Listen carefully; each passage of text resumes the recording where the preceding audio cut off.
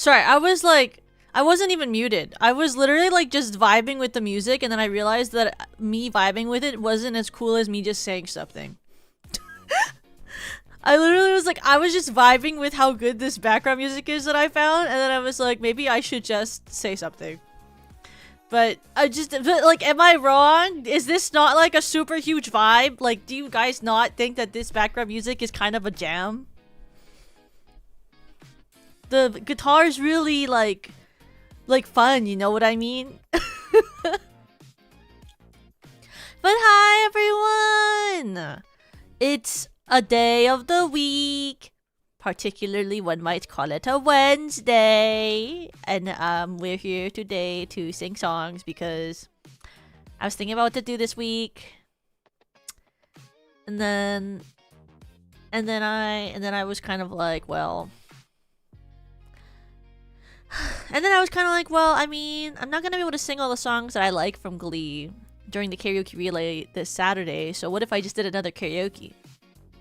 And then I was like, well, but like, what if my audience thinks that like I'm doing too many karaokes, and then they're not interested because I'm doing too many karaokes, and they're like, this girl needs to shut up. And then I was like, I don't really fucking care. And then so I decided to do another karaoke anyway. So, you know.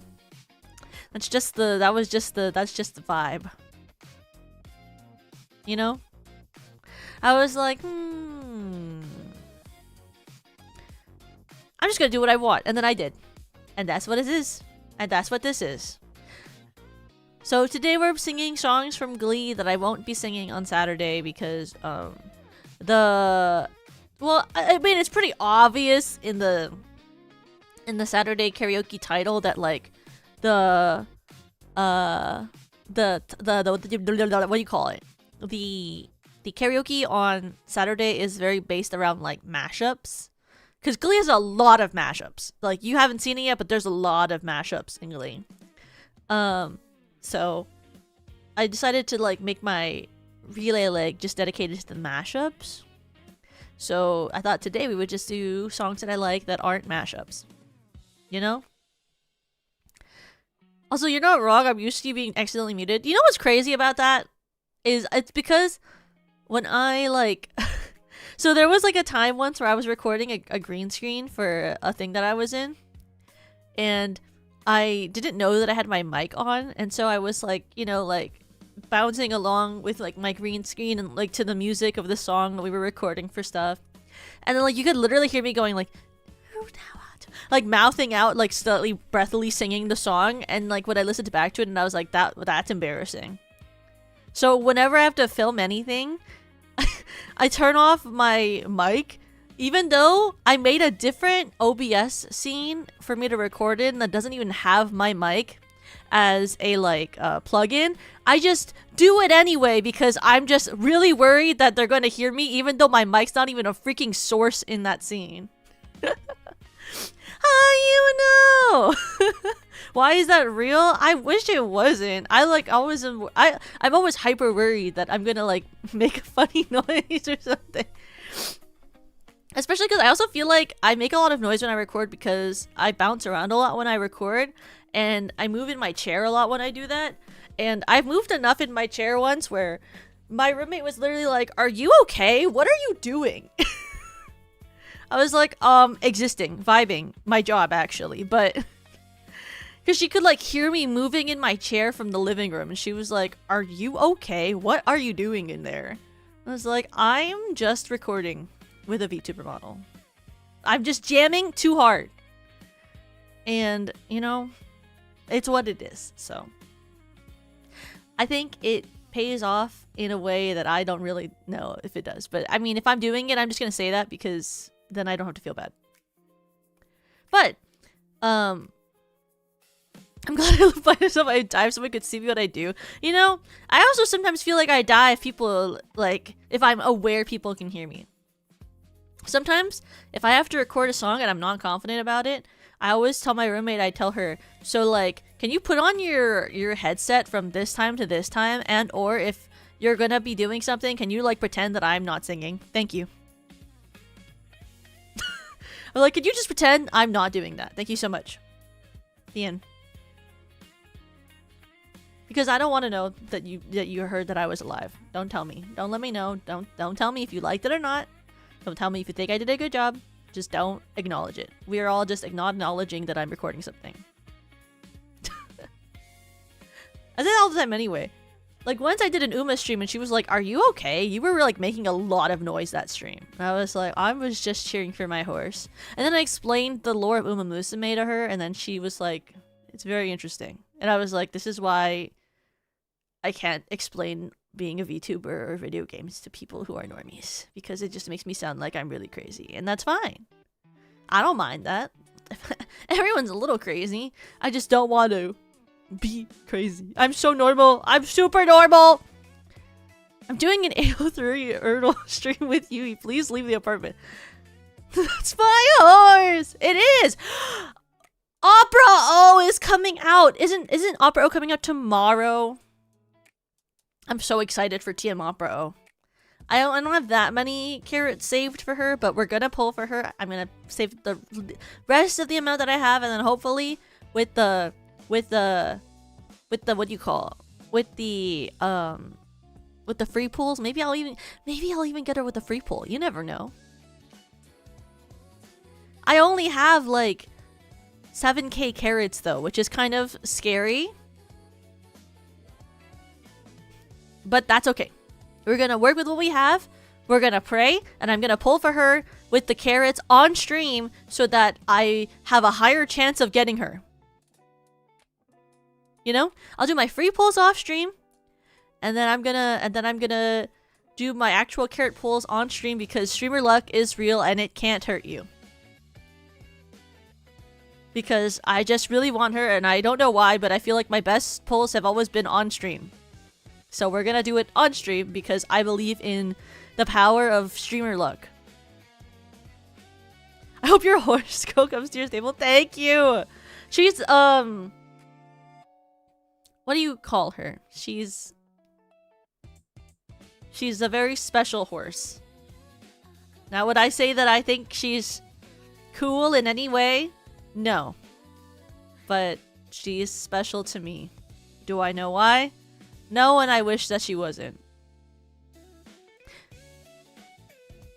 But you know, if I had to become like addicted to a gacha character, like at least I picked one that has like a cool outfit, okay? You know, like what if I picked one that didn't have a super cool outfit? Then it's like, well, then why is she allowed to act like that, you know? Such is life, I guess so. Cause then after her, right? What's next? Fuji's alt outfit? Why am I forward like that? Oh, it's because I put on my... I forgot. I was testing out something. I gotta turn that off. I don't really like it. I gotta turn that off. That was just a test. There we go. I was testing out movement config to see if I liked it at all. Well, actually, I do like it a little bit. Maybe I should turn it on, but just turn it lower.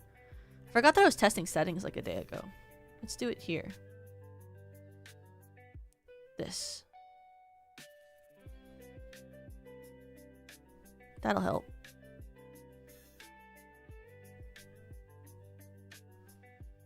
Hi, Big Papa John! How are you? Welcome! Today we're doing Glee Karaoke. I don't know what song I want to sing with, though. Sing with? Sing yet. So, disclaimer, if you ever want to sing Glee Karaoke, there is one page for you to do it, and it is called Glee Karaoke. Crazy name, I know, right? There's a place on YouTube, a channel they call them, it's called Glee Karaoke, and it only has karaoke from Glee, specifically the cuts that are on the TV show. So, if you ever want to sing Glee Karaoke, you can just go to Glee Karaoke, the channel. Crazy, I know. Insane gaming mechanics. But I figure because they have... That's my alt channel. I wish it was. Can you imagine? That'd be kind of crazy to be known for like only Glee Karaoke. But it has basically like all of the off vocals by like season. I don't know if it has like every single Glee song. I never checked, but it has a lot of Glee songs. So I thought what we would do is we would just go through each Glee playlist by season and see which ones I actually know. And then I would sing those ones, because do I actually know what I actually know? Absolutely not. Actually, I don't know any songs. So we'll have to see. I don't know anything. I'm just a vacant husk, and then I take upon me if the music knowledge is granted upon me, then I become filled with the knowledge of the lyrics.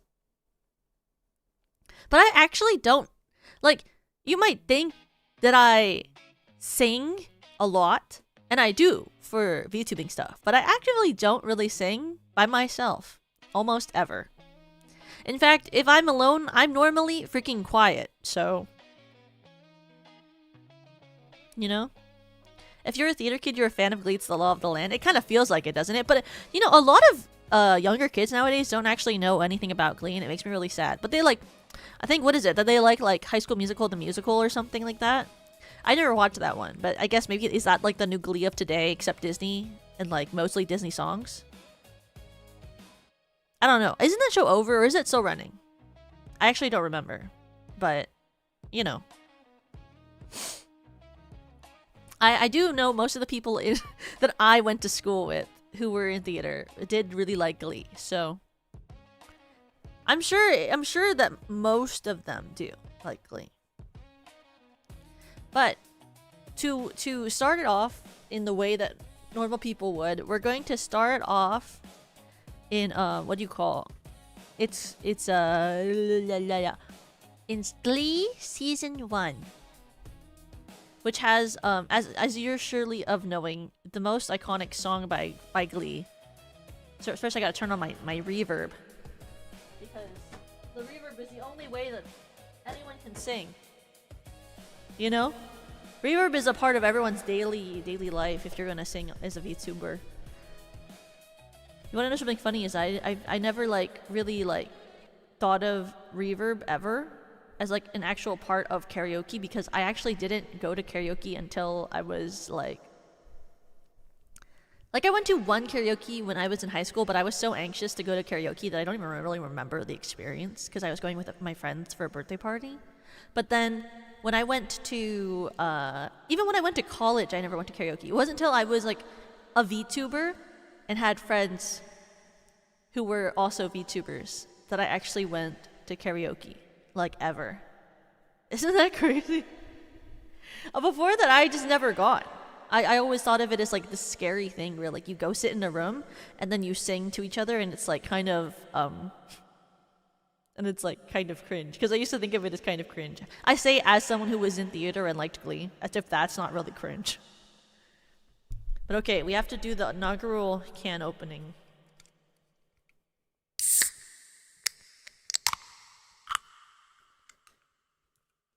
This is still blackberry cider. I do have one can left. This is my singular can. And then after that I have wine. And I also technically have spiced rum. But I'm going to try to finish the wine today, because otherwise, you know, it goes bad after a couple days. And I don't even really like wine, so I try to drink it as fast as possible if I'm going to drink it. Fun fact, I don't even like wine.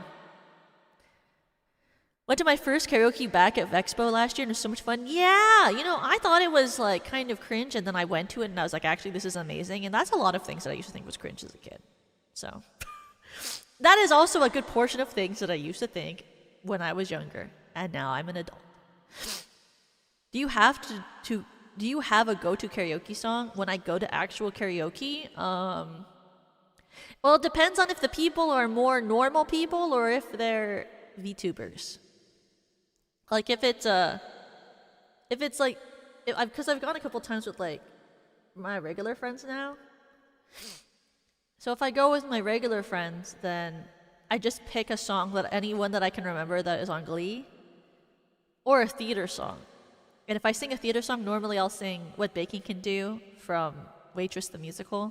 But if it's like people who aren't even in theater, then I'll normally sing like either nowadays I'll sing a Lei Fei song, because I feel like I can sing Lei Fei pretty well.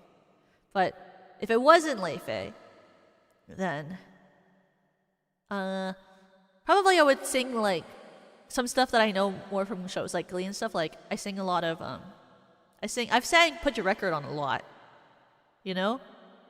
But if they're VTubers and they haven't already sang and they didn't and someone else didn't put it on their list, then normally I'll sing like Stellar Stellar or I'll sing when I was in Japan, I sang Fly Me to the Star with Hio at a karaoke.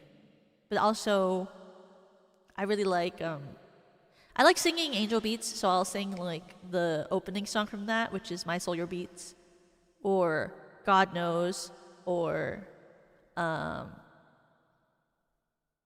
stuff like that sort of era, you know. But I do know like a good portion of like Hololive girl songs, so normally I'll sing some of those. Because I prefer karaoke places that have like the YouTube connectivity, but if they don't, then I'll just sing like old songs from Glee. Because most of the songs that I know that will actually be on a karaoke list, if it's not one where you can plug into YouTube, most songs that will be actually on a karaoke list are like ones that are from Glee. Because Glee had a lot of old songs, you know? The writers were pretty old, and you can kind of tell from like the songs they picked for the show that they were pretty old. Because most of them are like Journey, The Beatles, like, you know, like older stuff. And that's why the first song on this playlist is this one.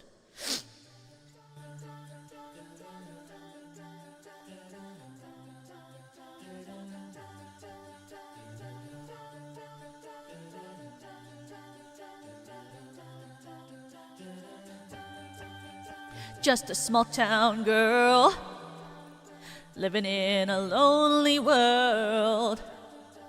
She took the midnight train going anywhere.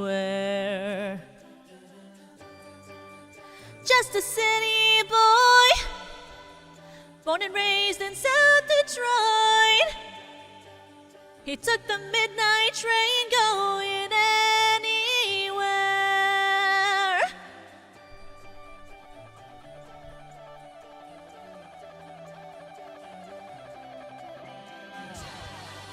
A singer in a smoking room, smell of wine and cheap perfume.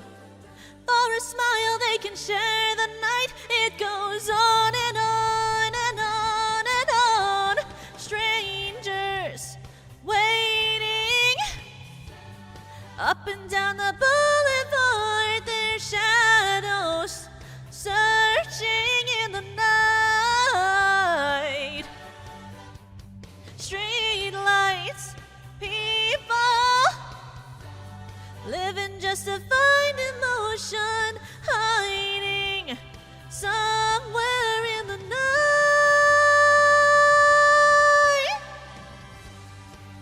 And then this is when Mr. Shu walks in and he like regrets giving up on the Glee Club, and he has a sad look and no one cares about him. Working hard to get my fill. That's a joke, everyone cares. Everybody wants a thrill, paying anything to roll the dice just one more time. Some will win, some will lose. Some are born to sing the blues, and the movie never ends. It goes on and on and on and on. And this is when Tina turns Artie in his chair and he's rocking out on the guitar, but you wonder it's not plugged in. Why is it playing? Don't stop believing. Hold on to that feeling. Street light people.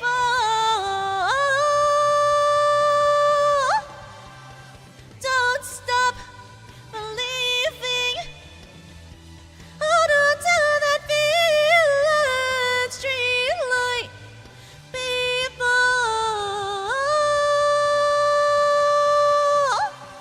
Don't stop.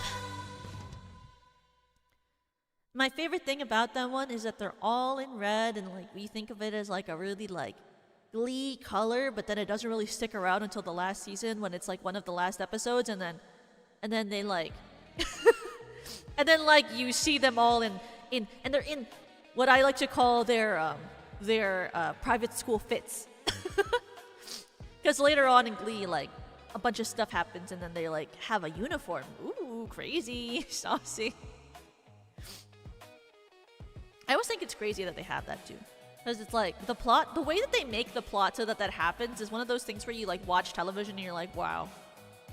Writers must really sometimes, they really must be getting drunk or like high and writing the script. Because there's no way someone sober was like, this is how we're gonna end it. This is what we're gonna do in this episode. Oh yeah. Guys, hand raised at the writer's table. I know how to fix this plot. Like, they have to be drunk to do that. There's no way that they're like sober and they're like, you know what I think? Let's add like fire and let's add this, and you're like, okay. Like if I was sober at the writing table and someone brought me the idea of what they did at the end of Glee to like tie some of the things together, I would have been like, Jerry, you should go home. I'd be like, Jerry, are you okay? Maybe you need to go home. Are you all right? Are you sober, Jerry? Are you sure that this is what you want to do, Jerry? I don't really know. You know, like that's what I would say to Jerry, the writer on the team of Glee that I totally know and I'm at a personal level with and could give constructive criticism to the show. Maybe this series finale should be an intervention, Jerry. I know, right? Because I remember watching it live as they were like finishing up the last 2.5 episodes or so, and I was like, oh, interesting, sick, sure, you know? Yeah, more shows need to hire someone who has watched the show and also knows the word no. I know, and the thing is about like Glee is I feel like a lot of it was like, it was sort of like in the end it was whatever Ryan Murphy wanted. And also like, I don't think he, by the point of the end of Glee, he wasn't really paying as much attention to Glee because he was really busy with like, what was it called? Like the horror show that he runs or ran. It's like really popular at the same time as Glee. I forget what it's called. It was like Horror House or something. It was a really popular horror TV show. He was running a lot of shows at that time. I mean, he still runs shows, but like, he was really well known for directing shows at the point of Glee. No, it was like, oh, what did he do? what did that guy do? Oh, Ryan Murphy, what did you do? For shows. He was directing American Horror Stories. That's what it was. At the point after season 3, which is when most people will tell you that Glee went downhill. I'm just gonna tell you that right now. Most people will tell you that Glee went downhill after season 3. My favorite character comes in season 4, so I can't agree with it. By virtue of nature, I cannot say that I agree because my favorite character is in season 4. But most people will tell you that Glee went downhill after season 3. And that is when Ryan Murphy spent more time working on American Horror Story than he did on Glee. And I think, you know, you can kind of tell a little bit. How many seasons are there of Glee? 6 seasons. There are 6 seasons of Glee. Some might tell you to stop watching at the end of season... well, they might tell you to stop watching at the end of season 5. But... that's because people don't really like season 6. I actually really like season 6. So, I think it's all, like, up to your discretion of, like, how much you care about TV shows making sense and or be written well. I think it's funny. So that's why I would say you should watch season 6. It's like, you have to really not take season 6 seriously. It's not... at that point, I think Glee kind of stops being a serious show at all. You know? I mean, it never should have been. It's a satire. But, like, for a second there, they tried to get kind of serious, and then it didn't work. But that's because it's a satire. But in season 6, they go kind of, like, full ham on being crazy. Which also is part of why I think the ending is kind of, special. But, you know. It has a happy ending. And what can you ask of a show other than a happy ending? You know? In theory, what else could you ask for?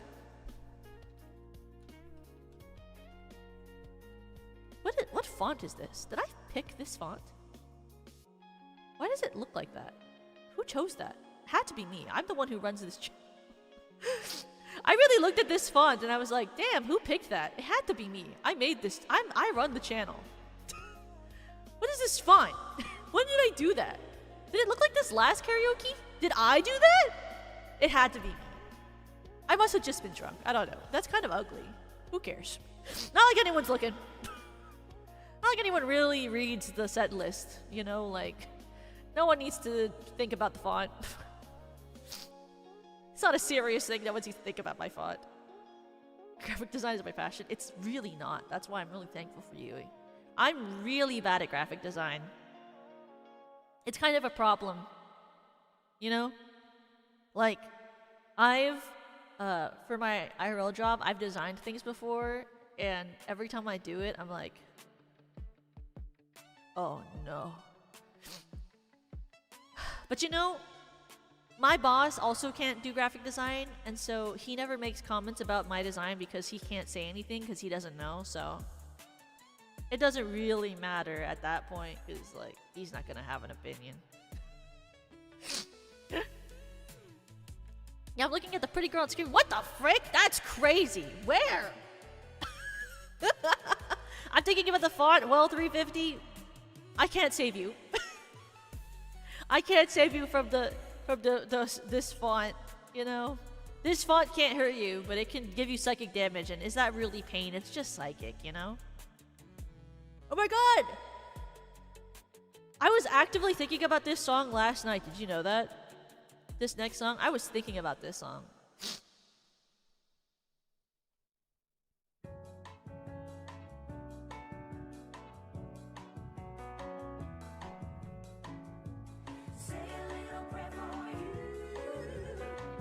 The moment I wake up, before I put on my makeup, I say a little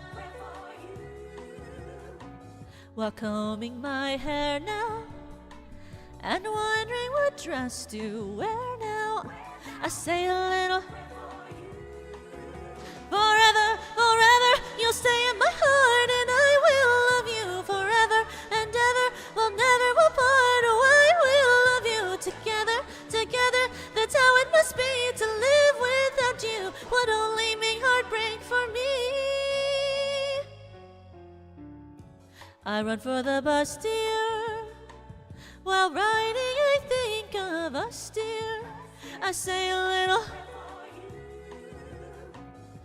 At work, I just take time, and through my coffee break time, I say a little.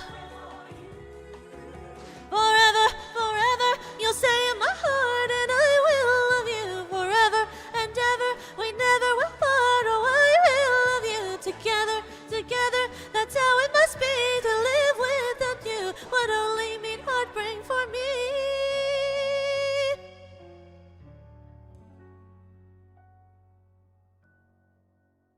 Oh my god. Oh, and you know what's so iconic about that song is it's when Britney had the old hairstyle that she used to have. And my goodness, it's so that time period. Like, what year did Glee come out? Like, what, 2000 and something? I mean, I say that as if it's not still 2000 and something. Why did I say it like Why did I say it like that? I'm like, yeah, her hairstyle's very 2000 and something. Yeah, of course it's 2000 and something. It's not the end of the 2000s in general yet. It's still 20-something, 20. Yeah, it's gonna be 2000 and something for like another 1,000 years. I know, right? That's crazy. I was like, I can't believe this hairstyle is so old. It's from like 2000. Yeah, we're in the 2000s, duh. This hairstyle's just like what? Like really old. But I mean, like, what's crazy about it is it's very like, it's very anime girl like vibe because it's like the big swooshy bang in front of your whole head, which is like literally most anime girls. So like in theory, it's actually very anime core. But it was actually more in, right, back in the day, like back in when Glee came out. It was when like Justin Bieber and all the boys had like the swoopy front bangs and like the Bieber cut and the front bangs and the side parting, you know? Nowadays, middle parts are in. So, which is crazy because middle parts were in like the 90s, right? And then like in the 2000s was when we got like the middle part, I think. Thought they all had bowl cuts.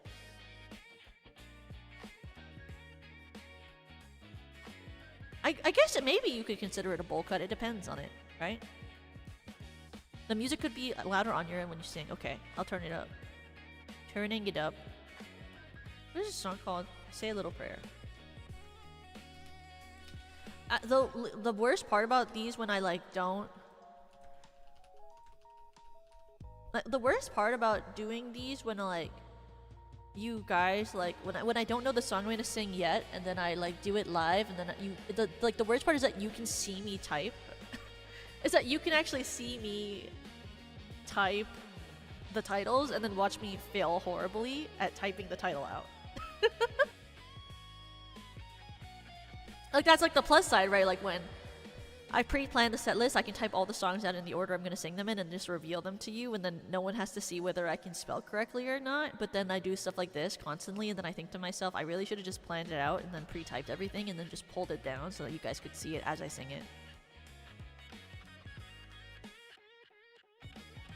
But it's okay. Spelling Bee champ? I know, right? I'm such a good speller. I was in the 25th annual Putnam County Spelling Bee musical when I was younger, and I did play a character that spells good, and I did constantly spell the words wrong during the show, but they couldn't kick me out because that would stop the entire plot from going along. See, you don't have to be good at spelling if you're in a show about spelling, as long as you're one of the main characters, because then they can't get rid of you.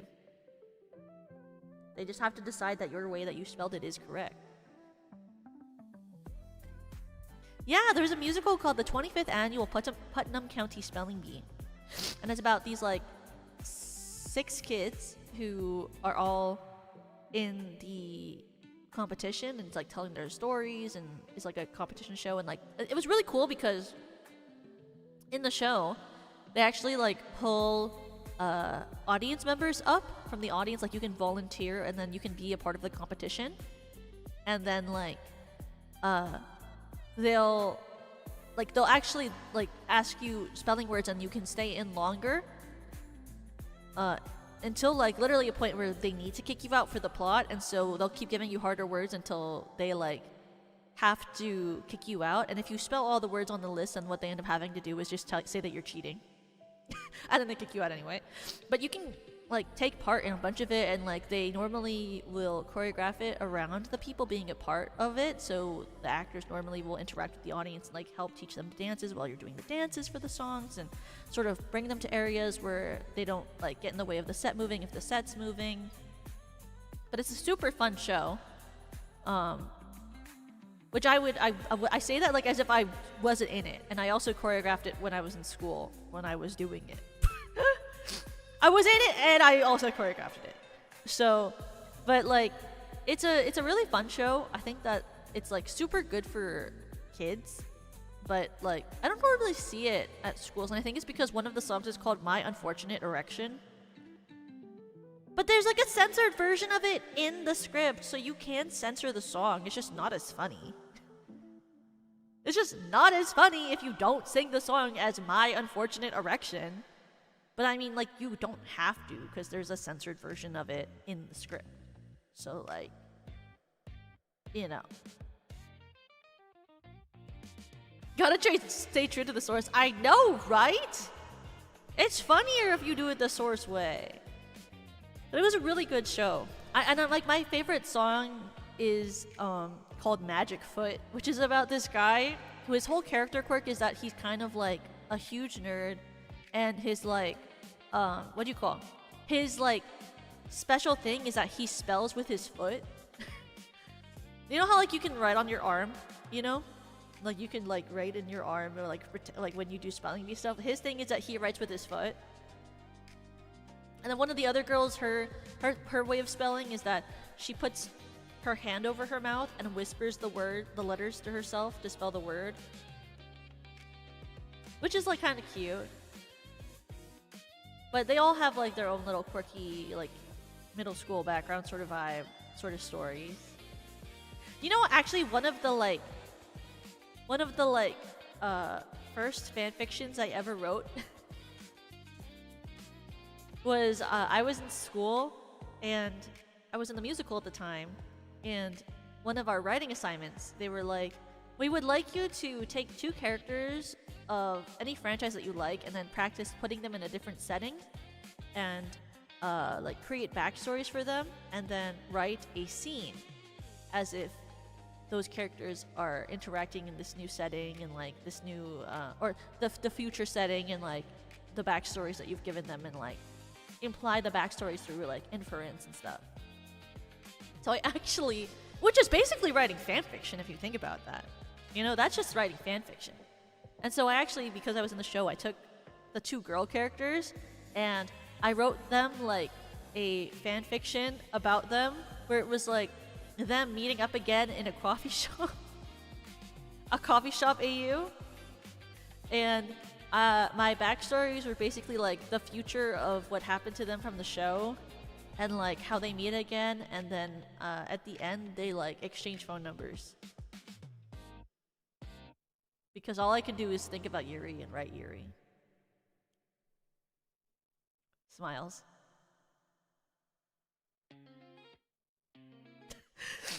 But I mean, I got an A, so what can I say?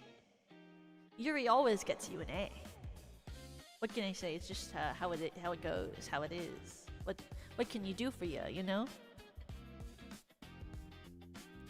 I'm just staying close to the truth material, which is not true because in the show that the girl likes a boy, but you know. That's just how it is. Okay. I actually know this next song. I think I know the next 3 songs on this playlist. But it's okay because the ones after that I don't know. Okay. What am I doing again? Oh yeah, it's in the same window. I'm really good at being a streamer because I remember when my when my source is on the same window as my music, and then I don't forget to like turn it down or anything. So, you know. This has to be like 1 step down because I can't sing as high as Leah Michelle, unfortunately.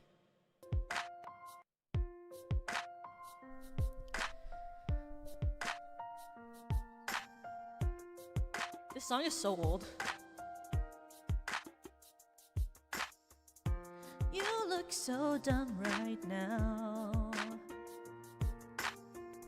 standing outside my house, trying to apologize. You're so ugly when you cry. Please just cut it out. Don't tell me you're sorry, 'cause you're not. But baby, I know you're only sorry you got caught. But you put on quite a show, really had me going. Now it's time to go. Curtains finally closing. That was quite a show. Very entertaining. But it's over now. Go on and take a bow. Oh, and the award for the best liar goes to you for making me believe that you could be faithful to me. Let's hear your speech.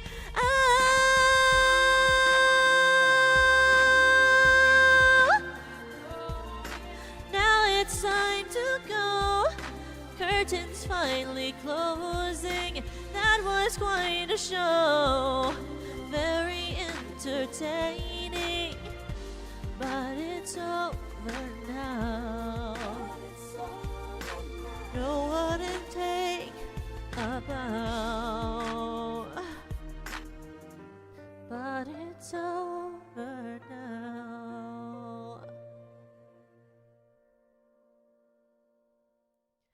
what's crazy about that song? My instant, you know what's crazy about that song? Is that she like sings that about like, and like you would think it'd be about like being deeply betrayed, but it's literally like about the main boy flirting with her like a little bit, and she's like, take a bow. Like, you're not dating. Whoa, you're not even dating him. What's this dramatic song about? Nothing's happened, girl. He's been a little nice to you and flirted like 10%. He has a girlfriend. You know he has a girlfriend. Like, what did you think was gonna happen? You have a crush on him, he flirts with you once, and then you're gonna start falling in love and getting married? Like, take a bow gives more like boyfriend cheats on girlfriend vibe, you know? Like, not like, oh, I told you you were cute and I went with you to a school event. Like, at like a school trip where we're gonna see another Glee Club perform, not like an actual like prom or anything. But then she's like, come on and take a bow. I'm like, okay, crazy lady. Well, it's Rachel Berry. Of course she's crazy. I'm assuming this happens a lot in Glee. It does kind of happen a lot in Glee, actually. But yeah, there's literally a lot about getting caught. I thought it is about cheating, but like nothing happens. And she's like so dramatic about it. I'm like, okay.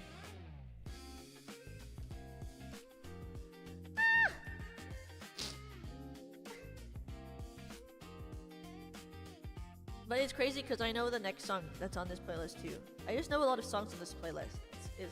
But I don't. I'm not that big of a fan of Glee, and I don't really care that much about it. So I don't know how I know the next song either. You know.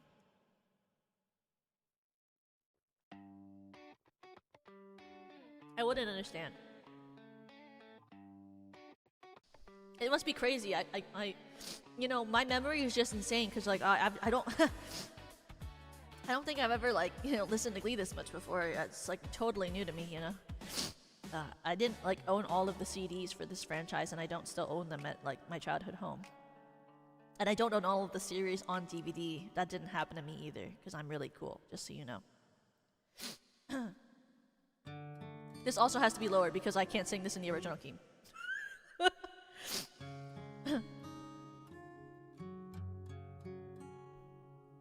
Don't know much about your life.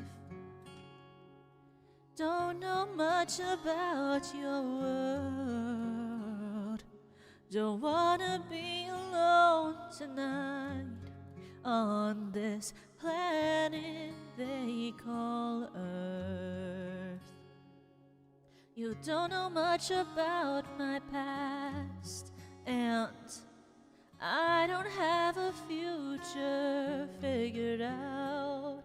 And maybe this is gone too fast, and maybe it's not meant to last. But what do you say to taking chances? What do you say to jumping off the edge, never knowing if there's solid ground below, or hand to hold, or hell to pay? What do you say? What do you say?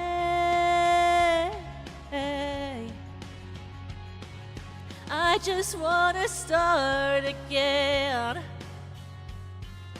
Maybe you could show me how to try, and maybe you could take me in somewhere underneath your skin. What do you say to taking chances? What do you say to jumping off the edge, never knowing if there's solid ground below, or hand to hold, or hell to pay? What do you say? What do you say?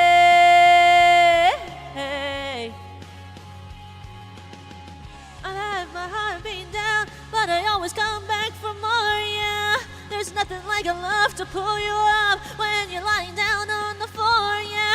So talk to me like lovers do. Yeah, walk with me like lovers do. Like lovers do. Oh, what do you say to taking chances? What do you say to jumping off the edge? Never knowing if there's solid ground below, or hand to hold, or hell to pay. What do you say? What do you say?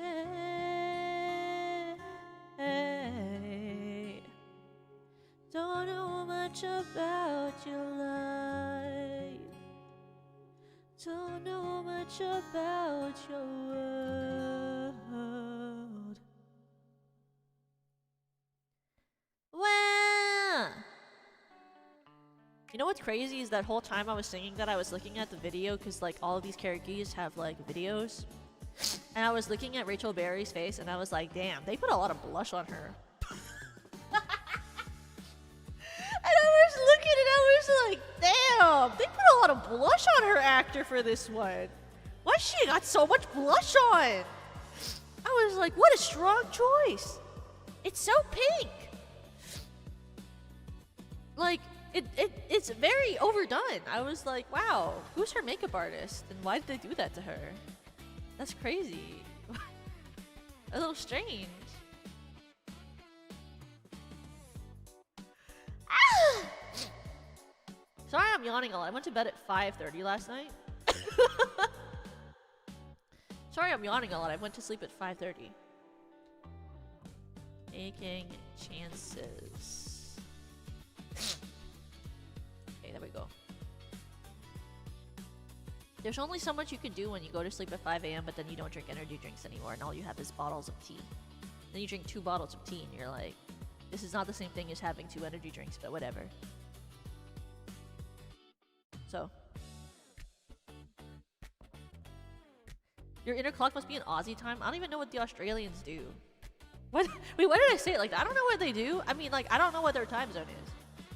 I don't think I have... Most people I know don't live in Australia. I'm pretty sure.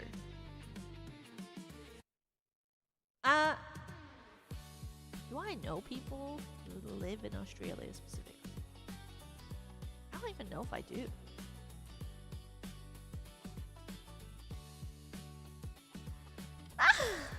Yeah, usually only Australian people live there! I can't.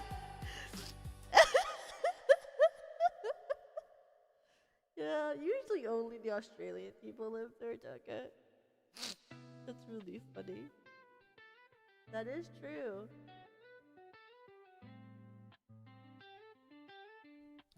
Ugh. I was trying to get... This thing is weirding me out that it makes me go all the way forward like that, but only when I lose tracking. What if I... What can I do? Like, can I do like... Like... What if I do this? But like, the Y is still on a 10. Because what I did for the movement config was because I wanted my up and downs to be more dramatic. Sorry, I was messing with my model last night because I was watching a video about movement. And I really wanted my model to move more up and down without me having to move as much. So I was messing around with movement configuration because theoretically it should help with that. Because I like this movement, because I don't like to move my head that much this way. I move my head a lot this way. I'm sure you noticed that. And I move my head a lot this way sometimes. But I don't like to do this motion. So I thought that if I just pushed up the parameter on the movement config, then it would make my head move up and down more without me having to actually move my head up and down. Because the movement would, in itself, because of how movement config works, would be more dramatic. And therefore, less work for a better result. You know?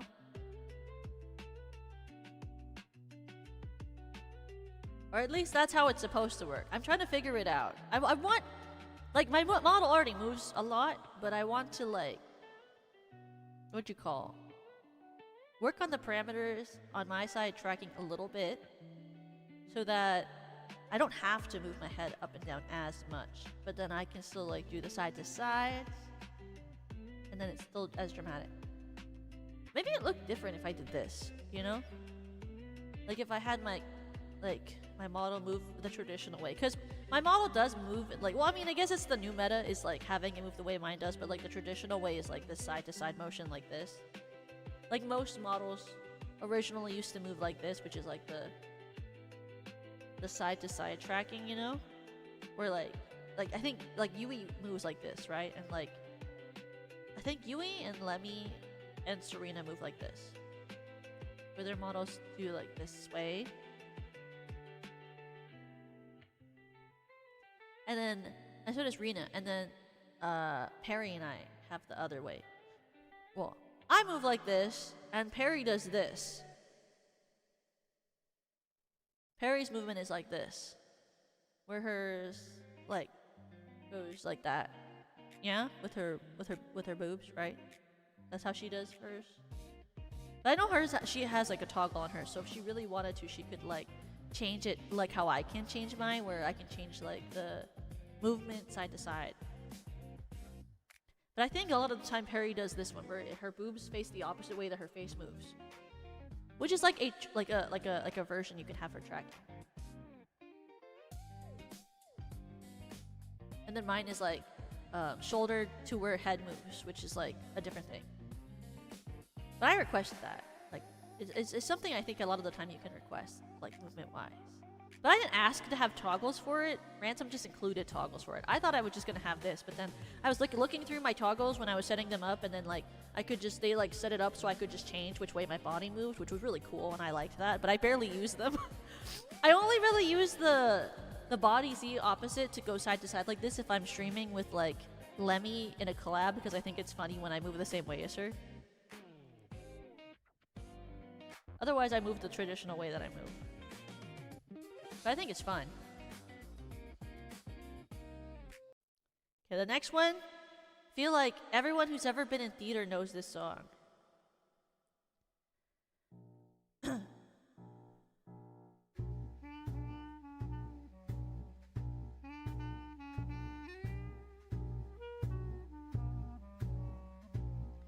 Maybe this time I'll be lucky.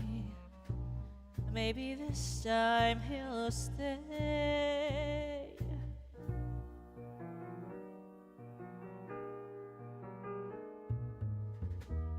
Maybe this time, for the first time, love won't hurry away.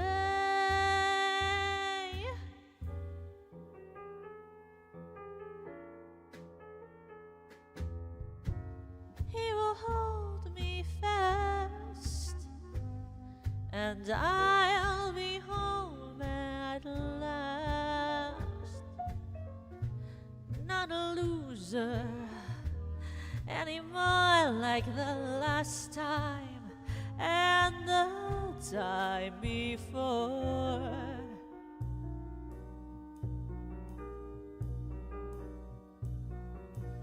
Everybody loves a winner, so nobody loved me. Lady peaceful, lady happy, that's what I long to be. All the odds are they're in my favor, something's bound to begin. It's gonna happen sometime. Maybe this time I'll win, 'cause everybody, they love a winner, so nobody loved me. Lady peaceful, lady happy, that's what I long to be. All the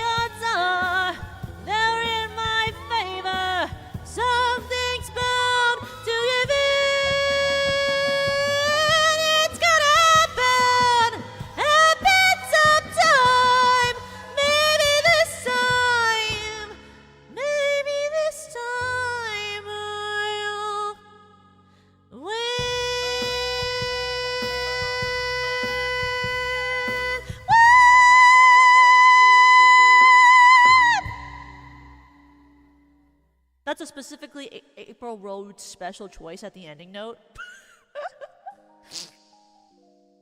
That's specifically an April Rhodes choice on the landing note. I think the only person I've ever heard make that choice is, what's her name?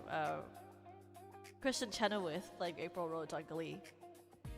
It would make no sense to end like that in the actual musical. It's literally like about her, like getting pregnant as like a cabaret worker and like being depressed. But, you know, in Glee, that's not the context. It's like her showing off in front of the Glee Club to make sure that they know that she's like cool and shit, so.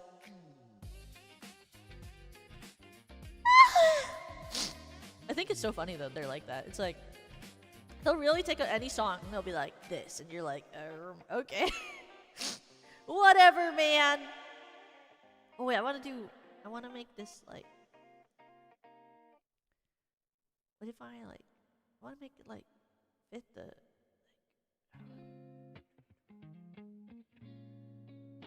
like what if I make it like that? And I go, okay. And then I like, there we go. That like fits the mood. I feel like that looks good. It's a very different comfort. Oh yeah. Well, I feel like as you've seen, there's been a lot of interesting. Glee kind of takes a lot of liberties with how they pick songs, I think.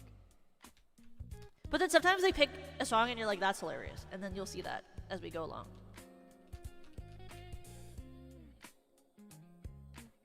Like, there's also a lot of subplots in the show that you're like, that is kind of crazy, and I don't know how they got this approved by the network, but like, sure. Some things they do and you're like, I don't know how the network approved of this episode, but I mean, you know, it did air on national television, so.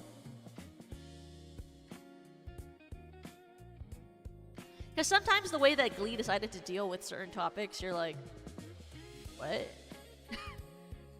But I mean, it is a satire, so I guess you can get away with anything. But sometimes you're like, you know?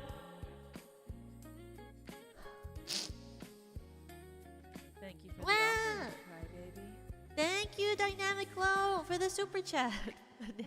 Thank you. High potassium. It's good for you. Especially if you get cramps at night. My mom eats a banana almost every night because she gets really bad foot cramps in the night.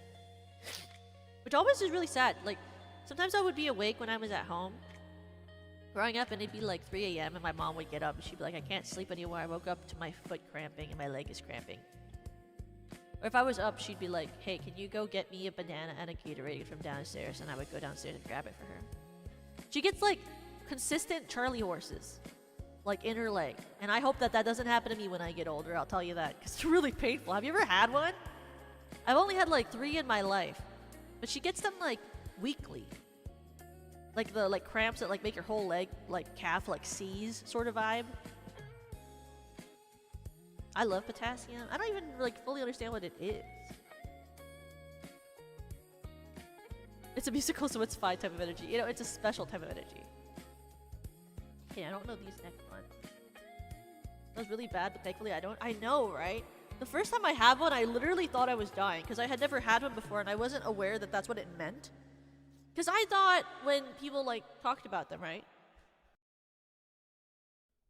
I always thought that it was just a really bad cramp. I wasn't aware that like it literally stun locked your thigh or like your calf.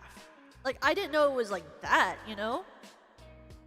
Like I genuinely thought it was just a bad cramp. I had no idea that it was like literally like your feet locking up and then like not being able to move it and it feeling like stiff.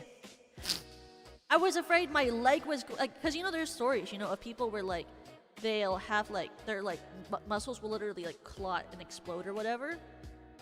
I thought that my calf was like clotting and exploding, but it was just the Charlie. And my foot was like stuck and I was like, I can't walk. What's happening?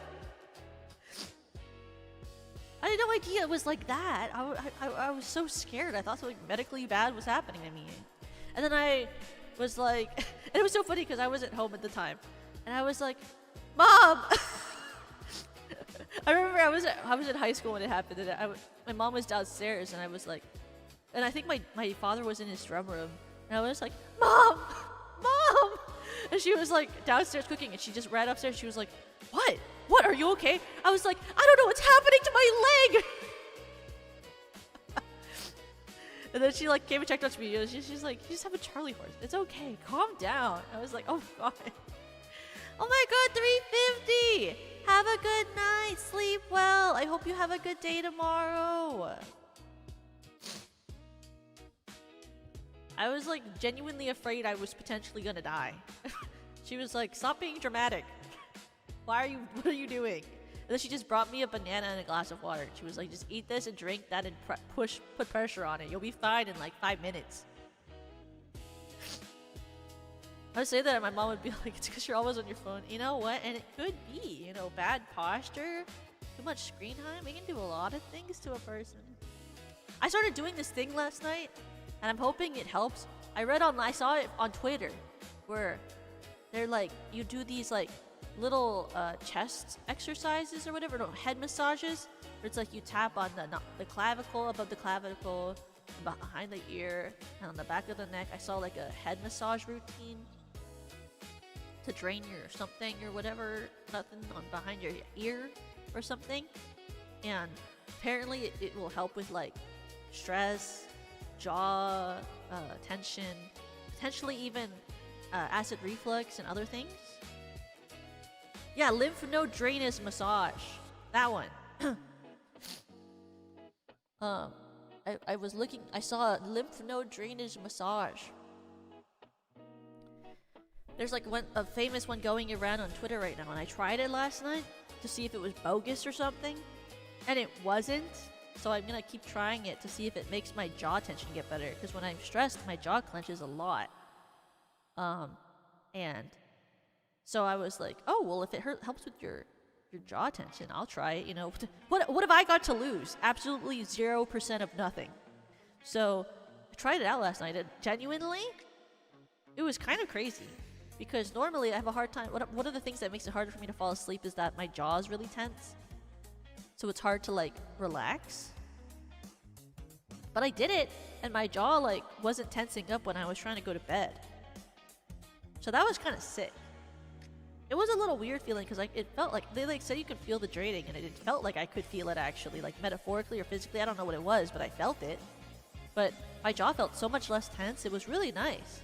So regardless if it actually fixes anything else, I'm fine with it just fixing the jaw thing. I'll take the jaw thing. That's fine too. In theory, you should help with more than that, but you know, one thing is better than nothing. So.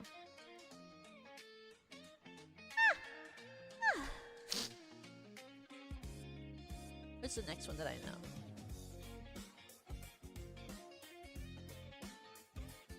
Do I know this one, or do I just think I know this one because I listened to it? That's the real question. We're gonna find out right now. No, not that one. No, not that one. No, not that one. Can I click on things for once in my life? Oh my god, it starts immediately? That's crazy. I don't know if actually I don't know if I know that one. Let's pretend I didn't say that. But I know this one though. I'm really good at decision making, as you can tell. Something has changed within me. Something is not the same. I'm through with playing by the rules of someone else's game. Too late for second guessing. Too late to go back to sleep. It's time to trust my instincts. Close my eyes and leave. It's time to try defying gravity. I think I'll try defying gravity. Kiss me goodbye. I'm defying gravity, and you will bring me down. I'm through accepting limits, 'cause someone says they're so. Some things I cannot change, but till I try, I'll never know. Too long I've been afraid of losing love. I guess I'm lost. Well, if that that's love. It comes at much too high a cost. I'd sooner by defying gravity. Kiss me goodbye, I'm defying gravity. I think I'll try defying gravity, and you won't bring me down. I'd sooner by defying gravity. Kiss me goodbye, I'm defying gravity. I think I'll try defying gravity, and you won't bring me down. Bring me down. Oh.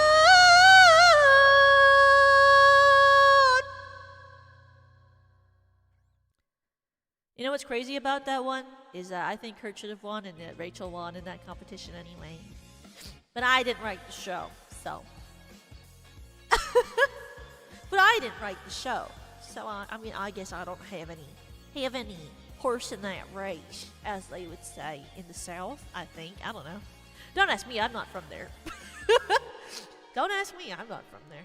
I might start taking it with an accent like that, but I don't know, I'm not from there.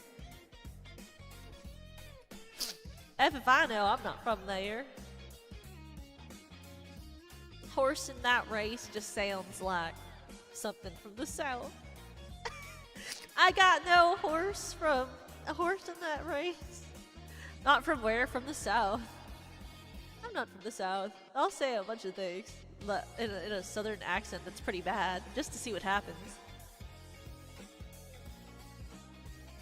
I forget what play it was that I did a scene in college in a Southern accent. It was better than it is now. There was a time in college where I was actually really good at accents, and then I graduated and all that like knowledge went like out the window immediately. It's like, what did I pay all that money for? To forget it in a day? Because like genuinely, I think when I was in high school, when I was in college, my teachers used to tell me my accents were really, really good when I would do dialect classes.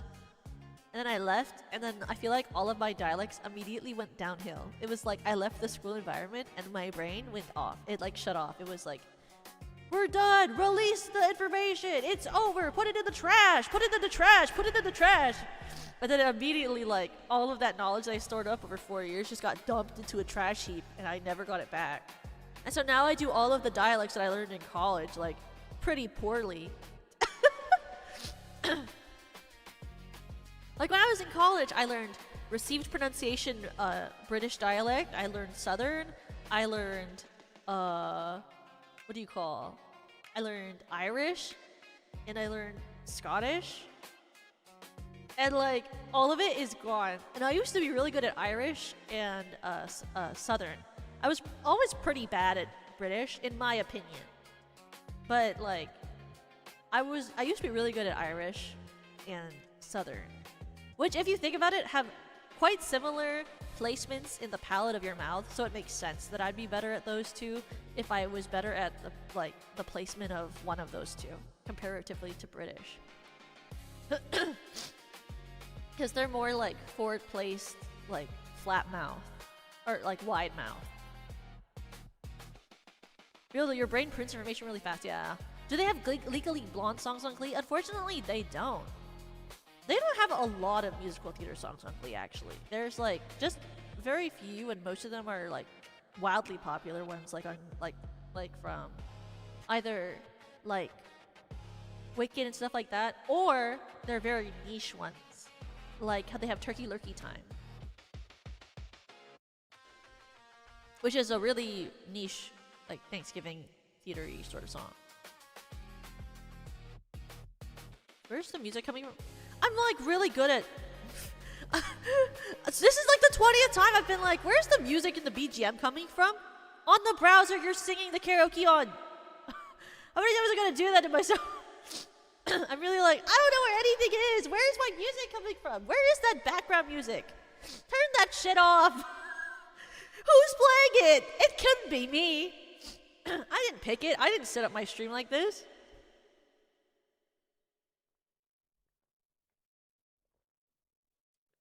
Ugh, blackberry cider is so good. Like, for real, discovering cider is like horrible. Like, it's so tasty. It's like you could just drink it as a soda. Like, if you didn't know it was alcoholic, how would you even like tell? Like, if you were a kid at a party and then the adults just had a cooler and you picked the cider thinking it was like apple cider, how would you know it was alcoholic? You wouldn't know till you were like drunk. Like, genuinely, I don't know how people would tell. It's dangerous stuff, you know.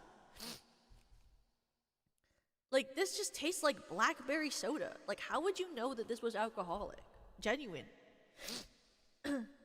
Like, it's not disgusting at all. Then when I had that mug of beer at the bar earlier today, I will say, that one was pretty good. Normally, I just go up to the front and I very, normally I just go to the front and I just very shyly ask the bartender for whichever beer I can come up with at the time of being up there. Like, normally I'll have a plan and then I'll go up there and I'll say something else because I get nervous. Like, I just kind of look at the list of the choices and I'll just say whichever one my body can produce the sound of first. But this time, I went up and I asked the bartender lady if she had a favorite. And she said, well, what type of beer do you want? And I forgot that there were types of beer. So I said, something light. And then she gave me 2 options, and I picked the one that was local. And you know what? That one was really, really good. If I ever go back, I'm going to get the same one. I went up and I was like, excuse me, can I have a beer?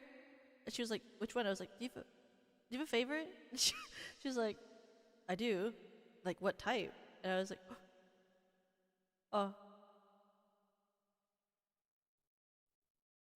a light one? She was like, these are the 2 options. I went, the bottom one? She's like, size?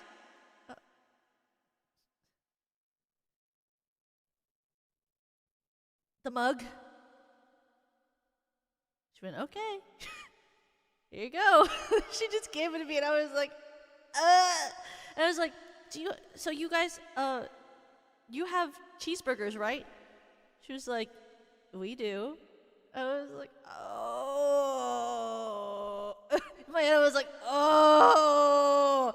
I was like, can I have one? She was like, yeah.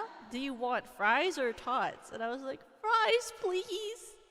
She was like, okay, can I see your ID? I was like, oh my god. And then I fumbled so hard because it was so hard to get my freaking ID out of my wallet.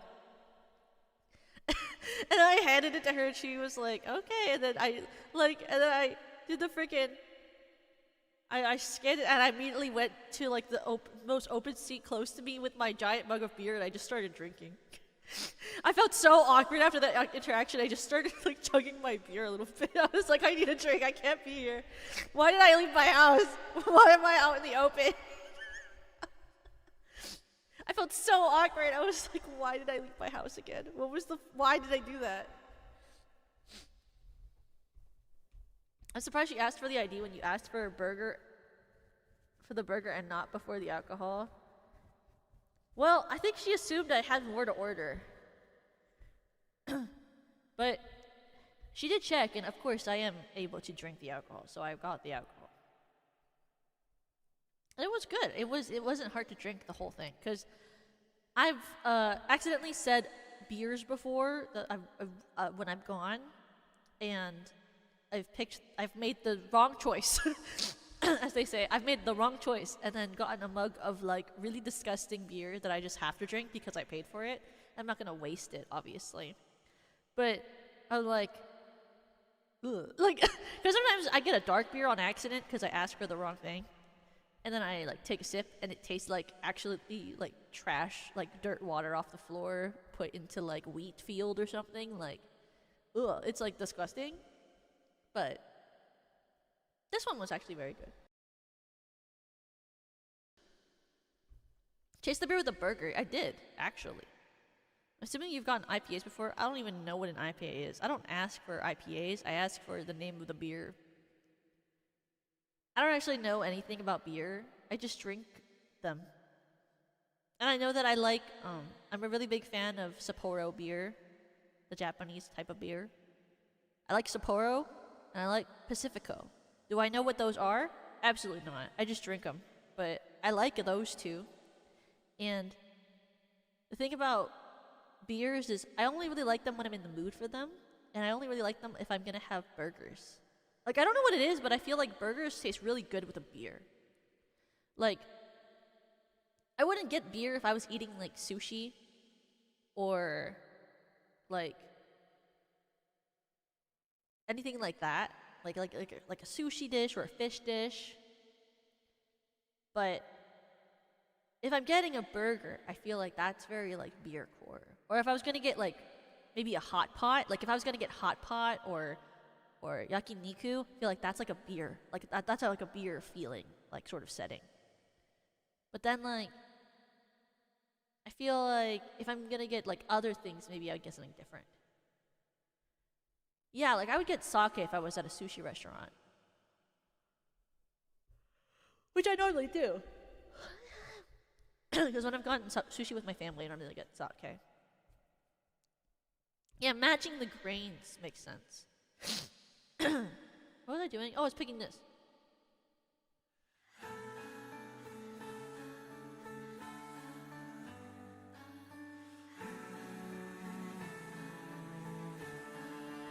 You with the sad eyes.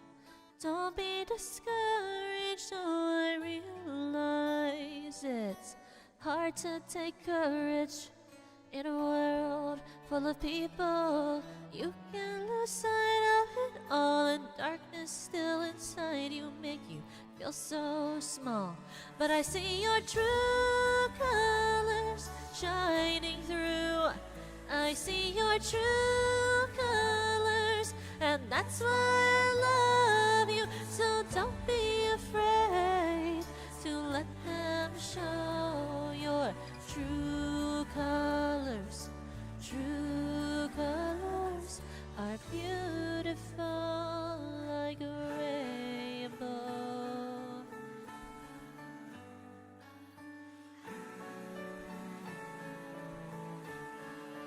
Show me a smile then.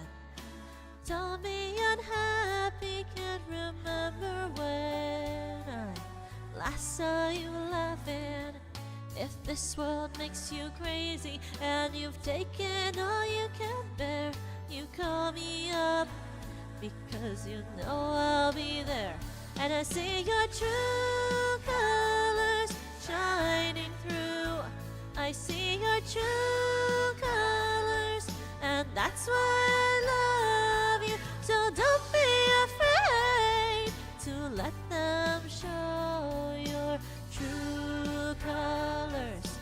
True colors are beautiful like a rainbow.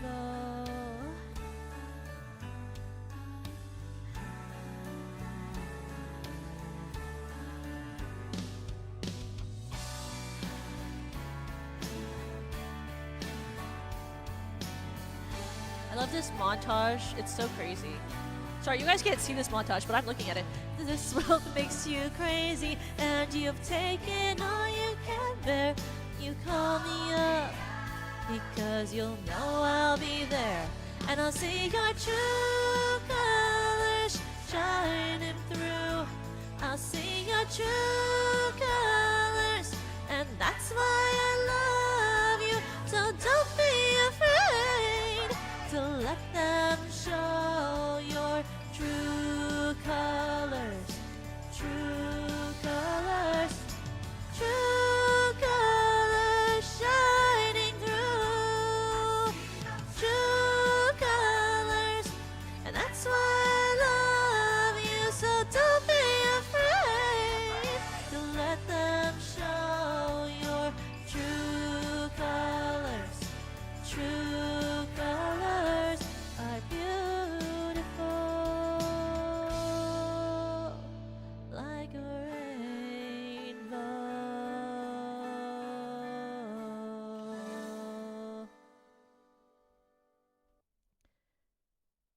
That song is so crazy, especially the placement of it. It's like right around when like the pregnancy stuff happens in the show. It's right around when all the teen pregnancy stuff is happening on the show.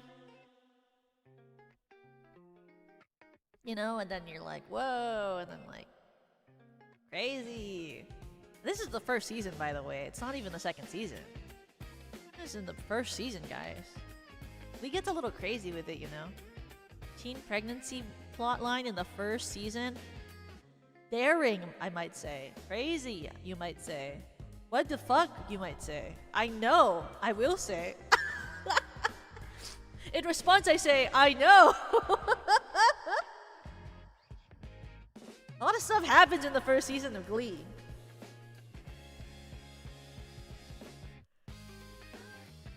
But then again, I think that's a part of what made it so popular.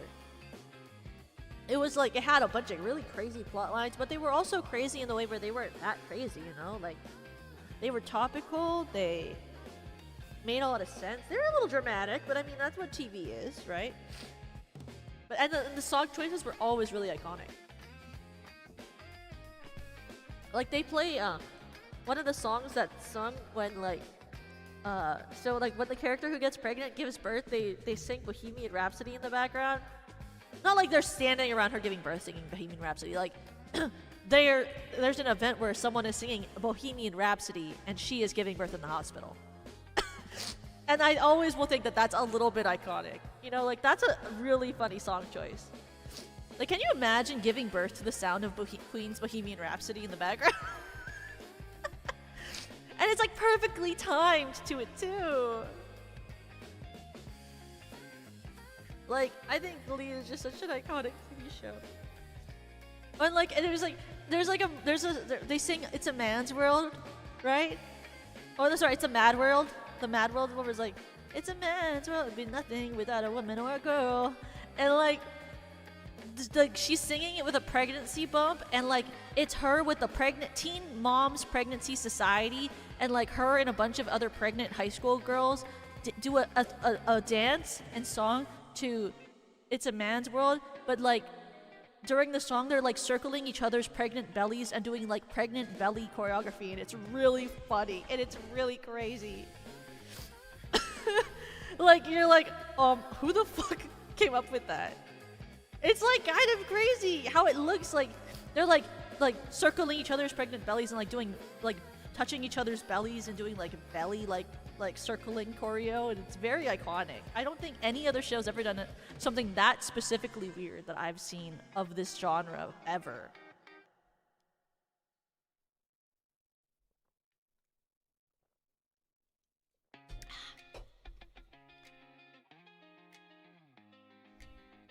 But you know, just Glee things, you know. Oh my gosh, it's the song that taught me that I like this artist. Okay. If this is the song that I think it is. Right? It is. So I didn't know that Lily Allen existed. I found a lot of music through Glee. And one of them is Lily Allen.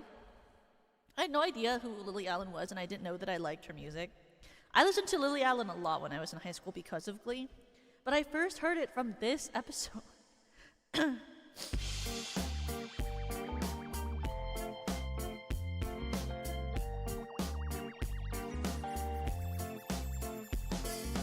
When you first met me, I was wanting more. You were kissing that girl next door.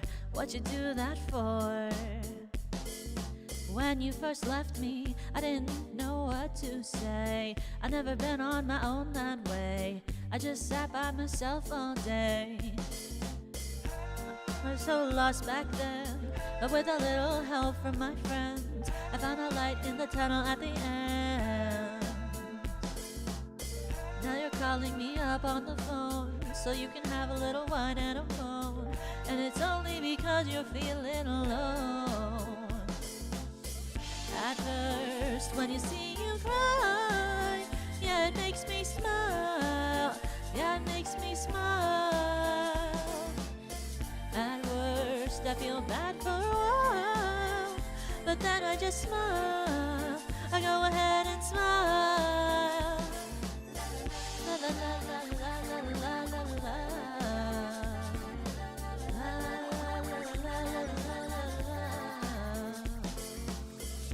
at first, but I see you cry. Yeah, it makes me smile. Yeah, it makes me smile. At worst, I feel bad for a while, but then I just smile. Go ahead and smile. That song is so crazy. Now that I'm looking at the video, I had no idea how aggressive she was. Can you imagine how uncomfortable it would be if you were like... So, a very interesting thing about Glee is every single song that they sing, like, that's like in the real life, like it's not like one that they're singing in their heads, you know, like it's like an actual like in-person song. It's like in a choir room or a stage area with actual musicians in the background. And like they're all like students from like band and stuff. Can you imagine like you're playing a song for people to sing, practice singing in the Glee club, and like it's a girl and a boy, and like the girl keeps like getting the guy to like wrap his arms around her, and like they dance around a bit. She slaps his ass. He like pinches her on the side. They're like flirting openly, and you're like,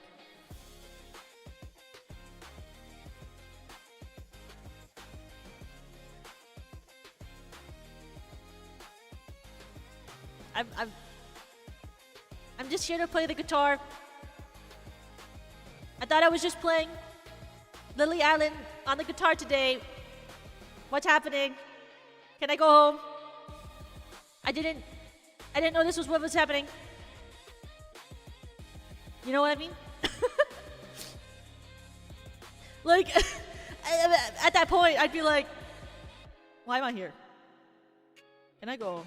Though I guess at some point, you know, wouldn't you and your band friends kind of get invested in the drama? Like, maybe I would do that. You know, like if I was like the guitarist, they always asked to be there. Like, I'd be like, well, there's a lot of drama in Glee Club, and all I have to do is sit here and then like once in a while play the guitar. It's like I can be on my phone when we're not doing that. So it's like you can get all the tea.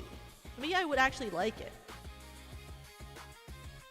But it's like crazy. There's like a part where like one of the boys breaks up with this girl, right? And she like already had like the props on the theater stage and the band ready to sing a song to him, and he breaks up with her and leaves, and they're like, so are we still gonna do this? And she's like, yeah, you know, we might as well. The AV club already set up the fake snow and you guys are here. And so she sings the song anyway.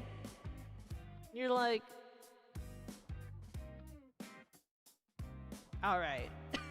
You know, so it's like maybe you wouldn't mind it because it would be like kind of iconic and funny, and like you'd have a lot of tea to talk about with your like band friends after you left. Like, can you imagine you like watch a huge like crash out an event happen in the Glee Club room with you and your like band friends, and then like after school is finally over and you guys are all hanging out at like one of each other's houses, and you're like passing around a couple of beers and you're like just yapping around the Glee drama that you've been watching, and then you're like, oh, you know, well, I was hearing from this like, well, that would actually be kind of fun. Like, can you imagine the fun you'd have in high school doing that type of thing?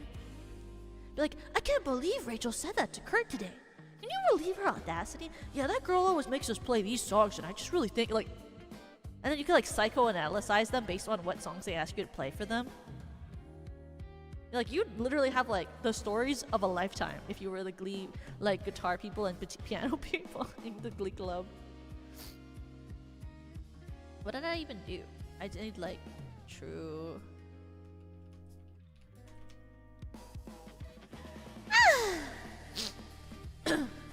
Actually, I take it back. If I could play an instrument and I was asked by that, I would be 100% on board to be a part of the Glee Club as the personal guitarist or pianist or a drummer, so that I could have the ultimate drama, and then I would turn it into a award-winning TV show and or book or novel after graduating from high school. I would simply monetize it and change the names.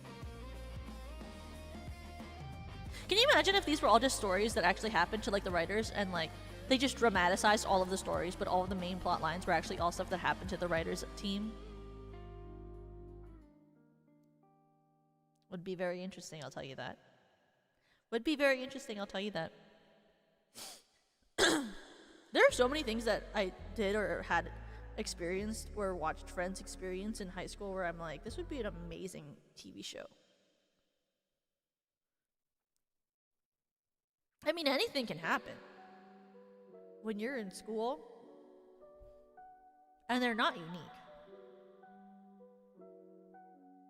Like, a teen pregnancy can happen to anyone. In fact, it's shockingly and sadly normal because we have such a bad education system for things like pregnancy.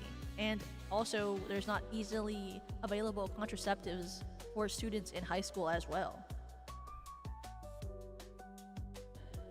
Though I will say the story of how she gets pregnant in Glee is very specific, and you could probably sue for that if you knew that story, because then it'd be like, it's very specific. Basically, when Cheese gets pregnant in Glee, she gets pregnant the normal way. You know, she has unprotected teen, stuff with a boy in her class, but it's not her boyfriend. Drama! It's not her boyfriend. Drama! But she lies to her boyfriend and says that he got her pregnant because he how do you say it? He arrived too early when they weren't even doing anything because they were in a hot tub, and then he arrived. They weren't even doing anything. They were in a hot tub and he arrived. And he's so stupid that she tells him that the hot tub heat is the perfect temperature to make the thingies swim faster. And so they were strong enough because of the heat of the hot tub pool to make her pregnant. And he 100% believes her. Default believes her on that. Which is crazy to me because, like, if someone told me that, I would look that up. You know, I wouldn't just be like, she's right. Like, I'd be like, okay, I believe a lot of things, but that's a little crazy. You telling me, like, he wasn't even inside of her or anything. He was just in a hot tub wearing, hot tub pants, swimming pants. She was in the hot tub wearing a bikini. And then he just believes that because he arrived, that therefore now she's pregnant. And he believes it for a really long time. He believes it for way too long, actually. And in fact, he only finds out because someone tells him that it was a lie. Which is kind of insane. Like, actively really insane. At that point, it's kind of, at some point, not to blame him, but at that point, it's kind of on you that you believed for that long. Does the internet not exist in the Glee universe? No, it exists.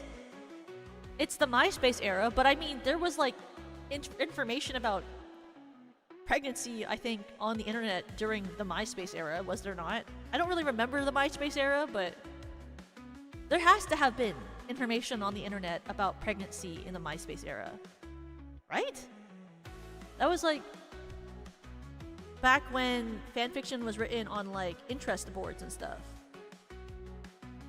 Since the inception of the internet, yes. Like, it was, even back when the show came out, it was a crazy concept that Finn would be like, oh yeah, my girlfriend got pregnant because I arrived in a hot tub and the hot tub water is the perfect temperature to make the swimmers go faster. Therefore, she became pregnant. And you know what's crazy? He believes that because they never even went to bed together. He only ever had that instance because of the freaking hot tub. And this guy's like, yeah, I got my girlfriend pregnant. You didn't even do anything together. And he fully believes it. He's like, yeah, that's my child. And you're like,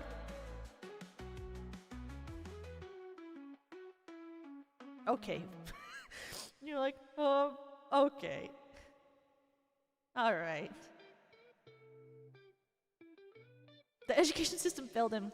Well, they do talk about that a lot because the show is set in Lima, Ohio, which is like a pretty, I guess, from what they say on the show, it's like a pretty, like,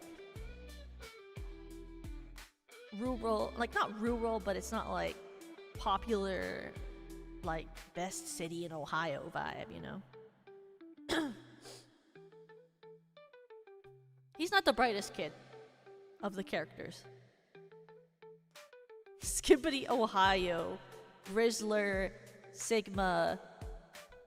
What are other ones? Skippity, Ohio, Rizzler, Phantom Tax. the other one, the other one, and the other one. But like, it's like there's like a lot of very I feel like because it is a comedy, there's got to be like a bunch of different like what do you call, like the difference between like all of the different characters, like smartness levels is like kind of insane. Like there's like Brittany, who's like a secret genius, who's like really like not there, and she'll be like, I didn't know that your hair was real. It's like stuff like that, where like she'll like say something that's like really out of there, and then there's ones like him who he'll believe that he made his girlfriend pregnant just somehow randomly. There's also a really interesting episode where he thinks that he discovered like he becomes religious because he makes a grilled cheese sandwich that has the face of Jesus. The same guy who believes that he made his girlfriend pregnant. He makes a grilled cheese sandwich with the impression of Jesus on it, and he believes that he gets like 3 wishes from the Jesus grilled cheese sandwich. So he prays to it to make wishes come true. And then at the end of the episode, he ends up eating the sandwich. So like, there are a lot of interesting plots on Glee, you know? And some of them are a little unbelievable. Wait, it's not a magic genie. Oh, I know that it's not a magic genie. I know it's not a magic genie, but he certainly believes it's sort of like one. You know, there's just a lot of interesting clips and moments, things that happen that you're like, all right. and I enjoy all of them. All of them bring me joy because their ridiculousness, I think, is what makes them kind of like impressive in a way. Like, I'm impressed the show even existed for as long as it did. I mean, I like it and I didn't want it to stop, but I didn't think it would last that long, I'll be honest.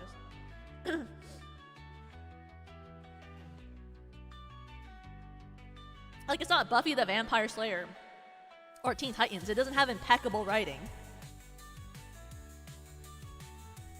I think I remember in Aladdin when he goes into the Cave of Wonder to make a grilled cheese. Oh yeah. I remember that too. It's like, it's crazy too because like they don't have like they don't have like any sort of panini press or like pan, and like they don't have spray oil or any sort of butter. But you know, it's always crazy to me how in Aladdin he does that. Like he like creates a way to grill a cheese without any of the traditional cooking utensils. But that's just because Aladdin is an innovator. You know?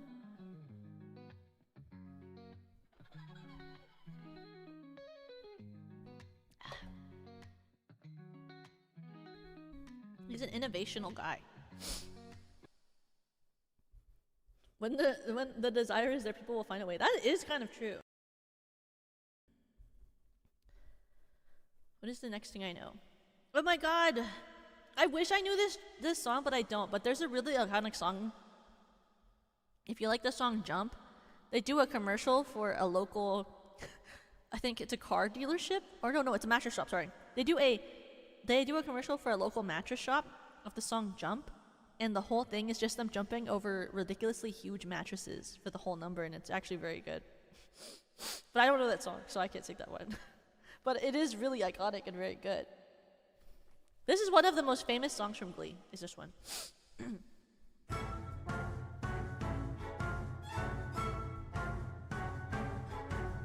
Don't tell me not to live, just sit and putter.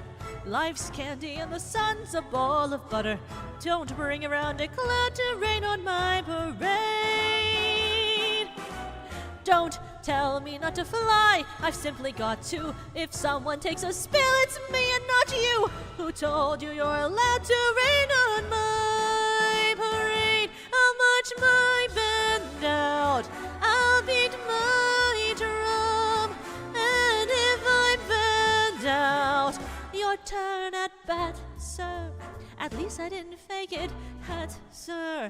I guess I didn't make it, but whether I'm the rose of sheer perfection, a freckle on the nose of life's complexion, a cinder or the shiny apple of its eye, I've gotta fly once, I gotta try once, only can die once.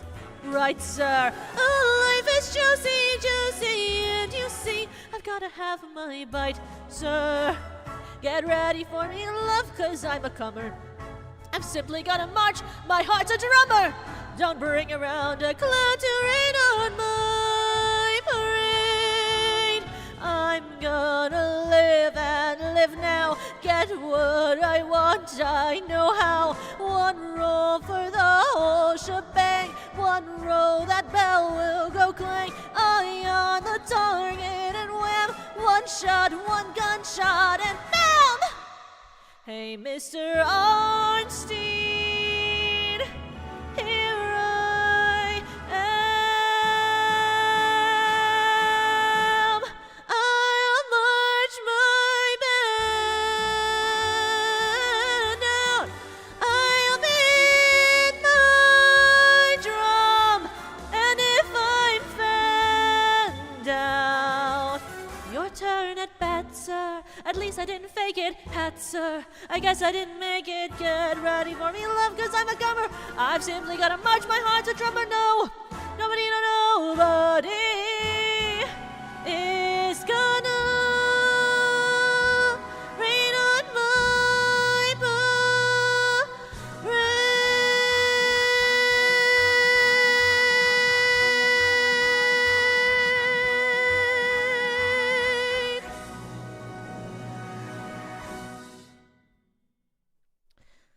And that is Don't Rain on My Parade, which is originally from Vanny, I think, the musical, right? I think it is. If I remember.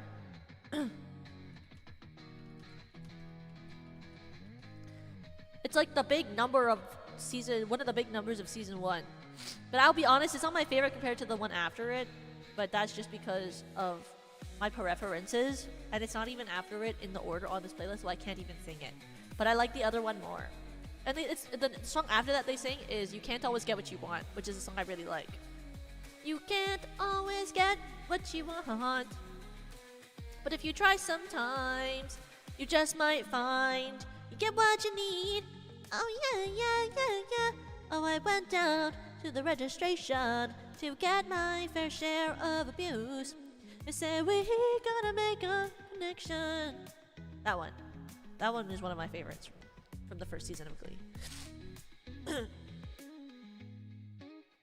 More than Rachel Berry singing Don't Rain on My Parade. Whatever, Rachel Berry.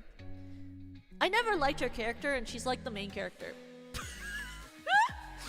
I wasn't even really a fan of her, but she's like the main character. So, I mean, technically it's an ensemble show. With quotations around it, because I don't fully believe that, because a lot of the show's about her. You know? It's like, I don't believe you, because I wouldn't say that it's truthful that she's not the main character. If she is the main character, if she's not the main character, then why is she in like basically every single episode, and why is like a lot of the plot lines about her? You know what I mean?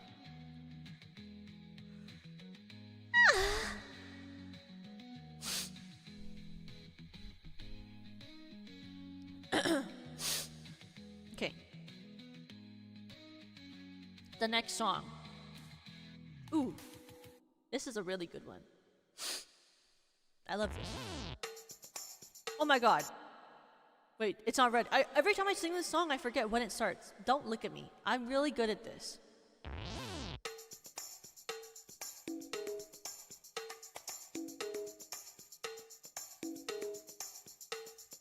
Come on, girls!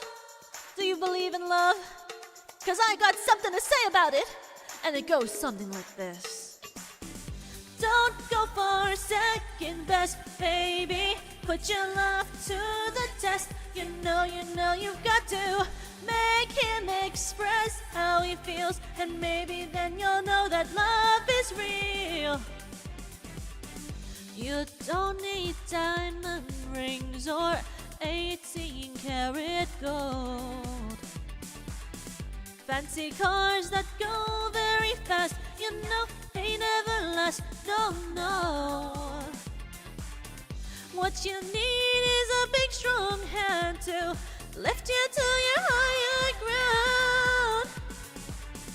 Make you feel like a queen on a throne. Make him love you till you can't go down. Don't go for second best, baby.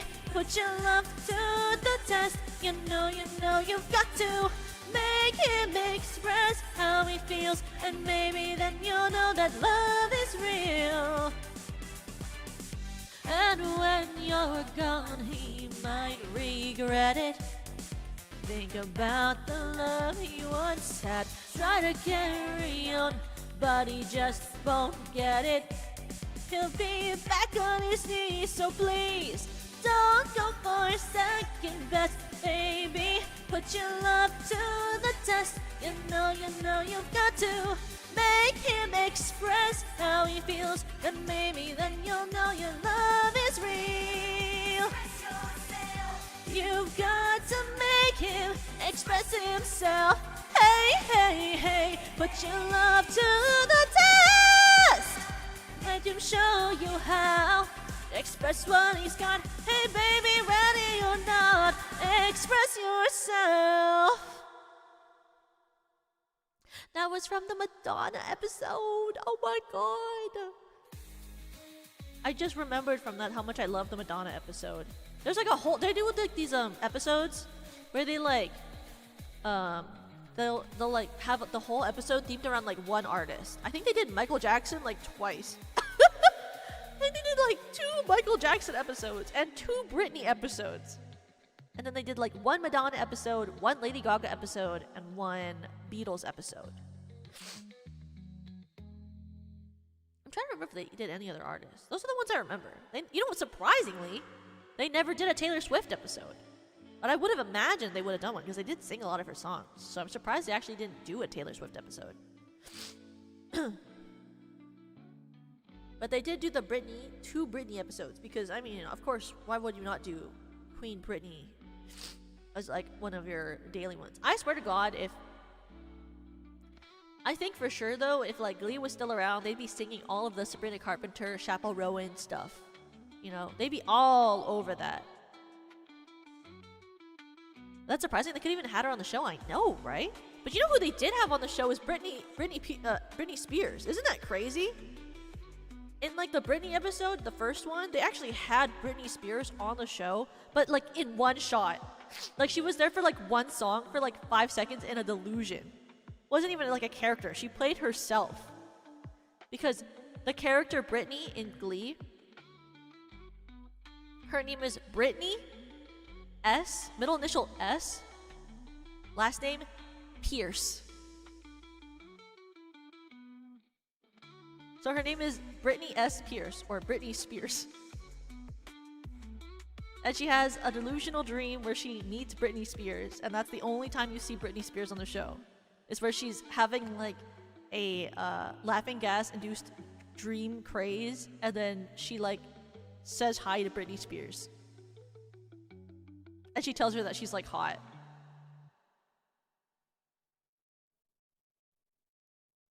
But hey, you know, if you're gonna get him on the show for 1 second, I mean, make it iconic or something.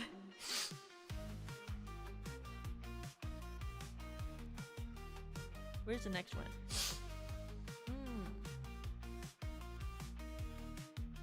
Let's see. Oh, I know this one. Okay, I know this one. For this, I gotta stop singing just them in order of which ones I know. Otherwise, I'll never get past the 2nd season. Okay, this is the next one that I know. Very classic song. Jesse is a friend. Yeah, I know he's been a good friend of mine. But lately something's changed that ain't hard to define. Jesse's got himself a girl and I wanna make her mine. And she's watching him with those eyes. And she's loving him with that body, I just know it. And he's holding her in his arms lately at night. You know, I wish that I had Jesse's girl. I wish that I had Jesse's girl.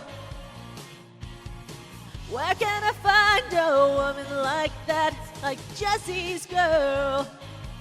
I wish that I had Jesse's girl. Where can I find a woman Where can I find a woman like that? And I'm looking in the mirror all the time, wondering what she don't see in me. I've been funny, I've been cool with the lines. Ain't the way love's supposed to be.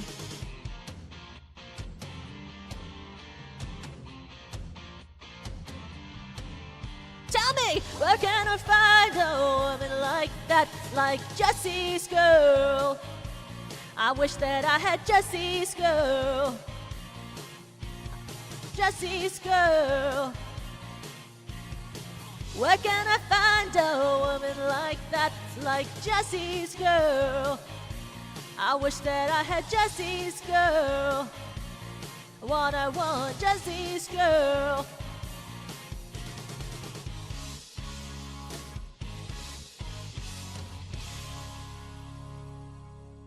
And you know what's crazy about that song?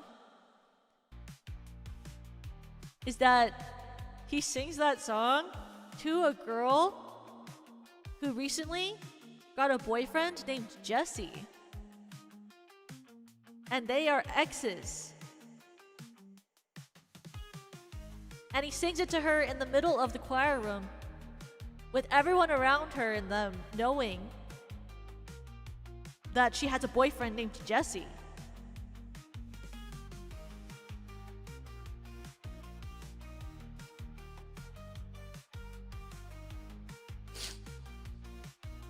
And that's one of my favorite things about Glee is how often they'll like single each other out and they'll sing a song to each other in the choir room with everyone around them knowing the drama that's going on between them. And they'll sing a targeted song directly at the person. And you're like, in front of everyone? You want to make a public information announcement about this in a song in front of all your classmates? I mean, sure. If that's what you want to do. But a bit strange, you know? It's a bit strange, you know? Like, I wouldn't think that you wouldn't catch me doing that. I'm not cringe, but you wouldn't catch me, a not cringe person, doing that. But that's like a little insane if you ask me. If someone did that to me in public, I think I might just like drop out of school. Like if I had ever been in a school program and someone targeted me in a glee club or a choir room singing a song at me, I think I would drop out of that school. You can't do that. That's crazy. I'd be so embarrassed for that person, I couldn't go back to school. They would either they'd have to leave or I'd have to leave. Cause like that's crazy, bro. You couldn't do that. That's why whenever in like the movies they're like, oh, it's so romantic when the guy comes with the jukebox on his shoulder and he's like blasting music and he's like, Stella, I love you, and he's like blasting music at 1 a.m. outside of her house. I'm like, what? You think that's romantic? That's embarrassing, bro. That's embarrassing. The boombox at 1 a.m. calling out at the window side? Holy crap. The neighbors are gonna see that. Put it away. Throw a rock next time. Throw a pebble.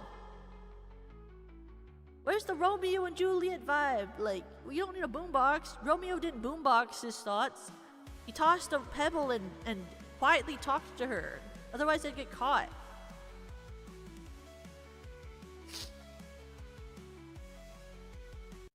Okay, the next song that I know is that I will sing that I know. I shouldn't just sing everyone that I know. We're gonna be here forever. We're gonna be here forever if I do that. Oh, here's one that I know that this is the Glee version. So if you're like, this sounds different, yeah, there's a reason. Oh my god, it starts immediately. I wanna hold them like they do in Texas, please. Fold them, lemon embrace it, baby, stay with me. Love the game, intuition play, the cards with spades to start. And after he's been hooked, I'll play the one that's on his heart. Oh, oh, oh, oh, oh, oh, oh, oh. I'll get him hard and show him what I've got. Oh, oh, oh, oh, oh, oh. I'll get him hard and show him what I've got. Can't read my, no, he can't read my poker face. She's got to love nobody. Can't read my, no, he can't read my poker face. She's got to love nobody. Poker face, poker face. Poker face, poker face. I wanna roll with him, a hard pair we will be. A little gambling is fun when you're with me. Russian roulette is not the same without a gun. And baby, when it's love and it ain't rough, then it ain't fun. Oh, oh, oh, oh, oh, oh, oh, oh. I'll get him hard and show him what I've got. Oh, oh, oh, oh, whoa. I'll get him hard and show him what I've got. Can't read my, no, he can't read my poker face. She's got to love nobody. Can't read my, no, he can't read my poker face. She's got to love nobody. I won't tell you that I love you, kiss or hug you, 'cause I'm bluffing with my muffin. I'm not lying, I'm just stunning with my love glue gunning. Just like a chick in the casino, take your bag before I pay you out. I promise this, check this hand, 'cause I am. I'm marvelous, I'm marvelous, I'm marvelous, so marvelous. She's got to love nobody. Can't read my, no, he can't read my poker face. Oh, she's got to love nobody.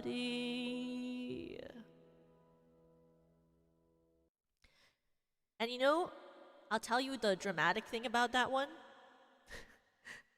The dramatic thing about that one is literally that the mom is singing that with the daughter who she was a surrogate for, and then she says it's too painful to be around the girl who she's a surrogate for because they just met a couple months ago, and so she says it's the last time they're ever going to talk.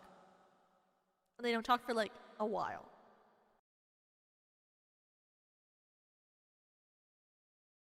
Like, she's the one who seeks out the daughter because she wants to meet the daughter that she surrogated for this couple.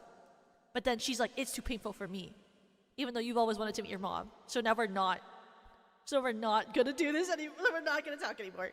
And you're like, what? What? Okay. Do you know any lullabies or soothing songs? Unfortunately, we're only singing Glee today.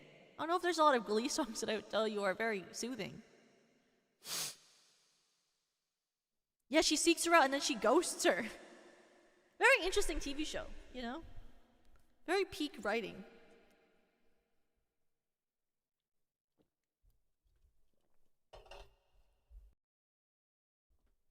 This isn't soothing, but it's not a belting song.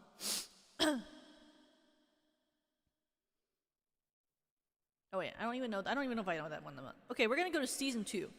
Let's try to sing through season 1 and 2 today, and then I'll do a follow-up stream that's that goes to season 3 and then 4, and then what if I did what after that? That's season 5 and 6. Then I do all the seasons of Glee.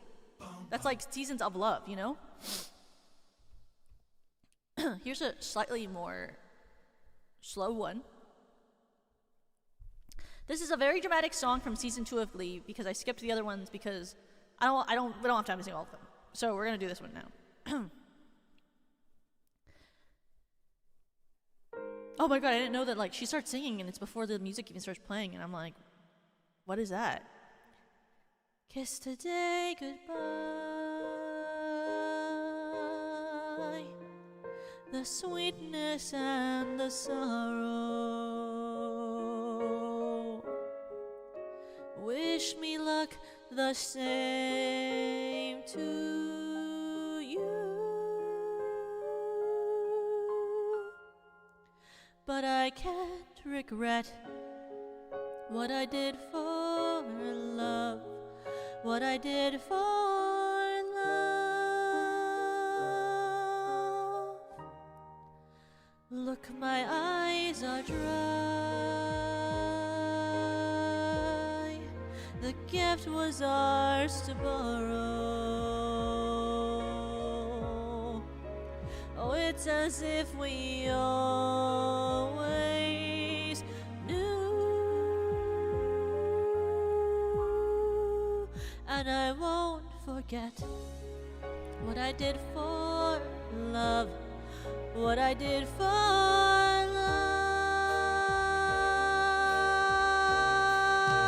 Gone. Love is never gone. As we travel on,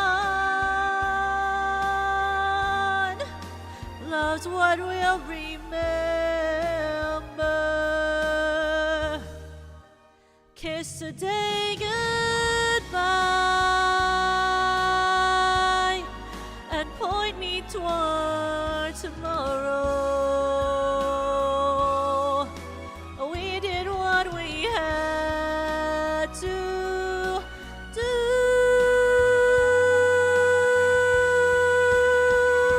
Won't forget, can't regret what I did for love. What I did for love. What I did for love.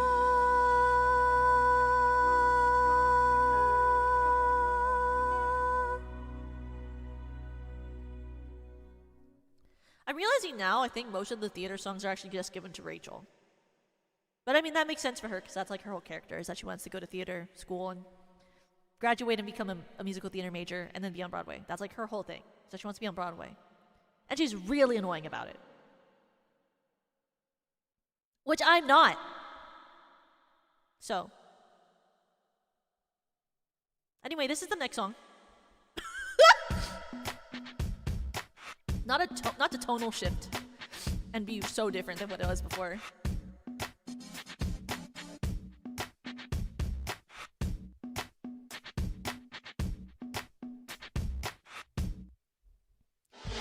All you people look at me like I'm a little girl.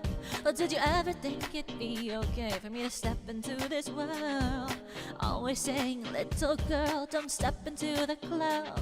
Well, I'm just trying to find out why, 'cause dancing's what I love, yeah. Ooh. Wow. I'm a slave for you. I cannot hold it, I cannot control it. I'm a slave for you. I won't deny it, I'm not trying to hide it.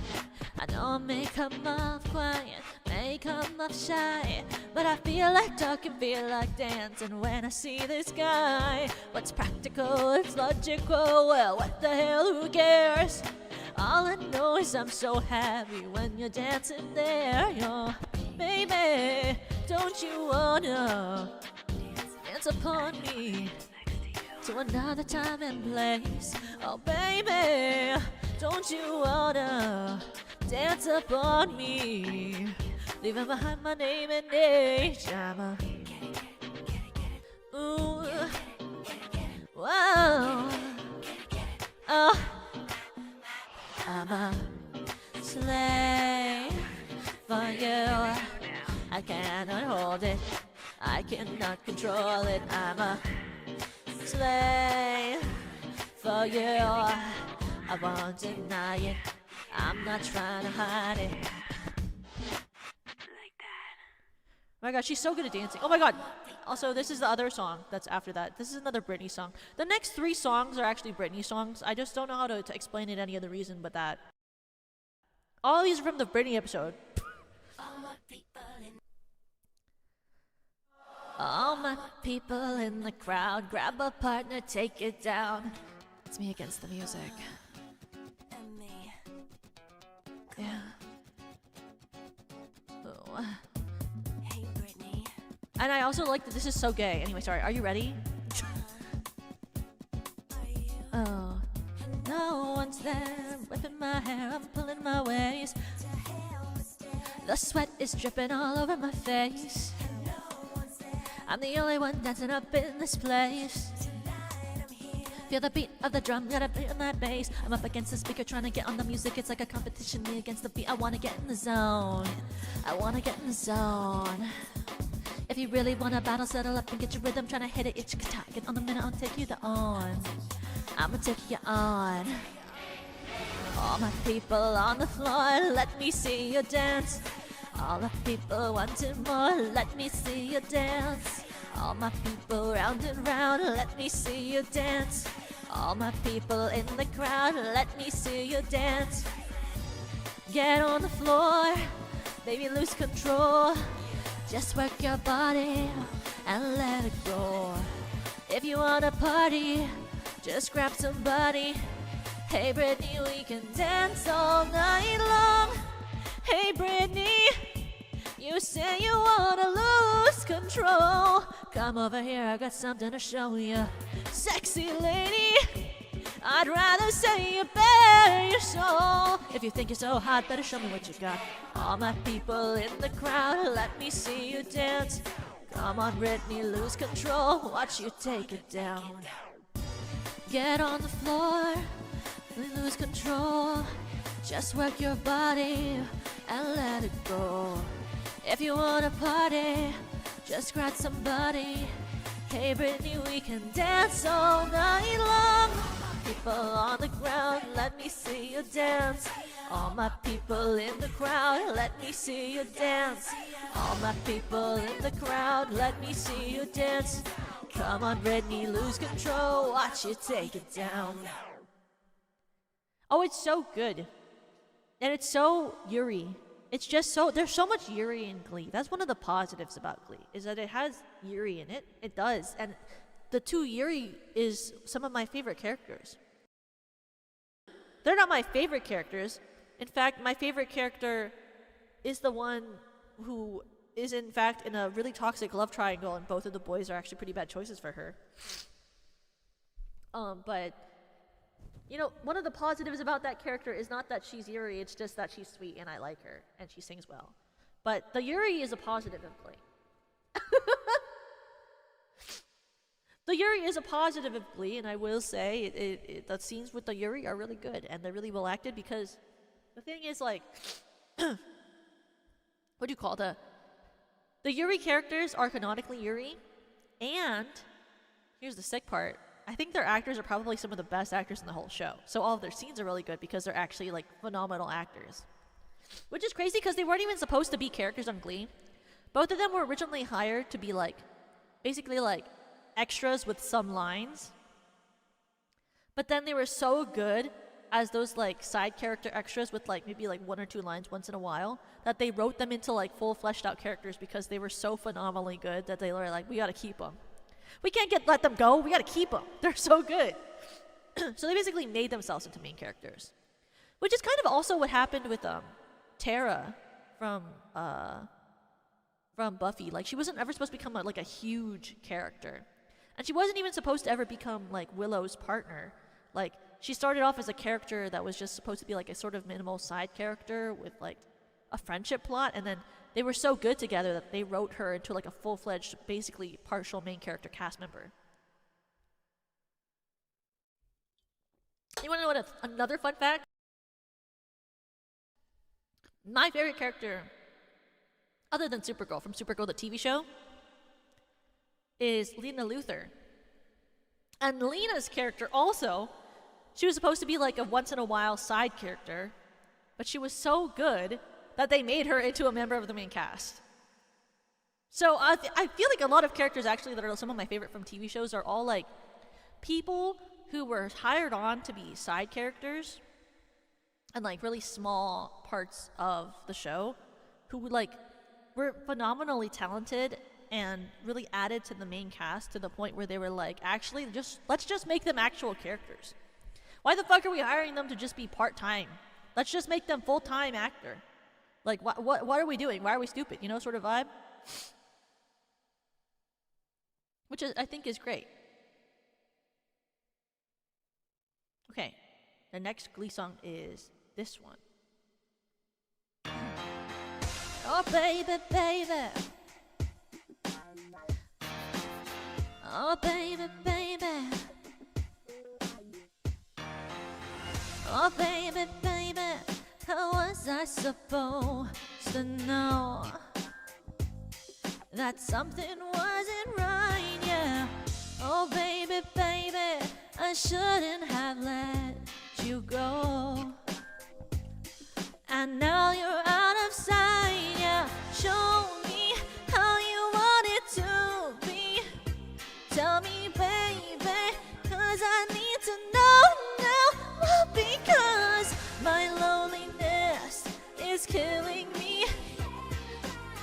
I must confess, I still believe.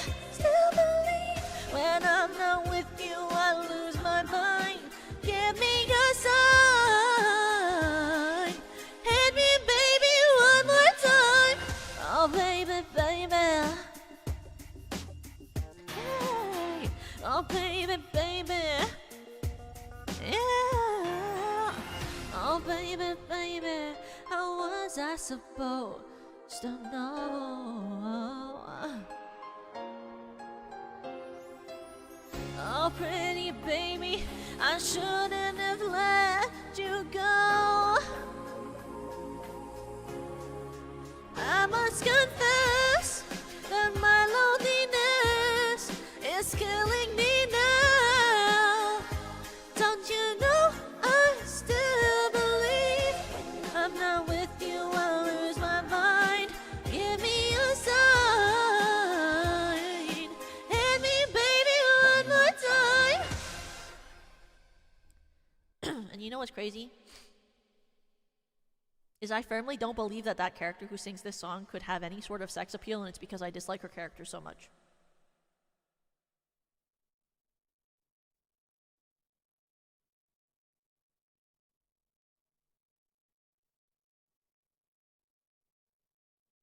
Oops. I think she sucks ass so bad. I hate Rachel Berry. I hate her so much. But I love that song. I think it's a great song, and I think it's very flirtatious and really a good, like, sort of, you know, sensual song, but I also just really hate Rachel Berry. But I literally only know that song because of Glee. I literally didn't even know it existed before that.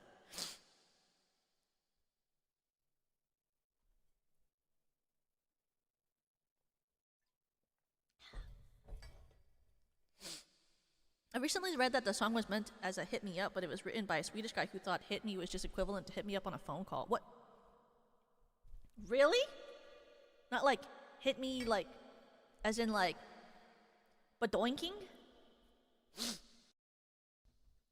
That he didn't know it was hit me up like badoinking? Like bonking the bonks? Like bingo bongoing? His phone called me again. You know, sometimes phone calls lead to that. Sometimes I guess phone calls would lead to that. That's how TV shows show me it works, so. Anyway, not to be a mood shift, but. Not to have a mood shift, but.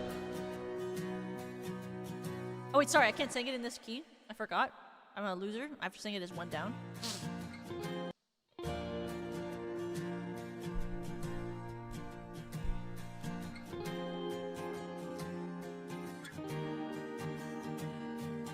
When I was younger, I saw my daddy cry and curse at the wind. He broke his own heart as I watched as he tried to reassemble it. And my mama swore she would never let herself forget. And that was the day that I promised I'd never sing of love if it does not exist. But darling, you are the only exception. You are the only exception. You are the only exception. You are the only exception. Whoa.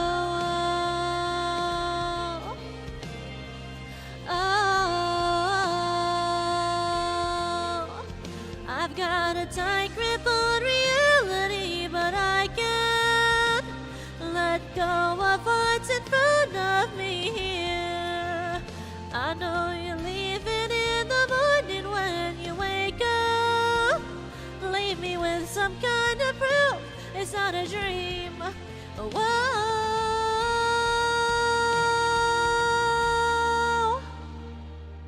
You are the only exception.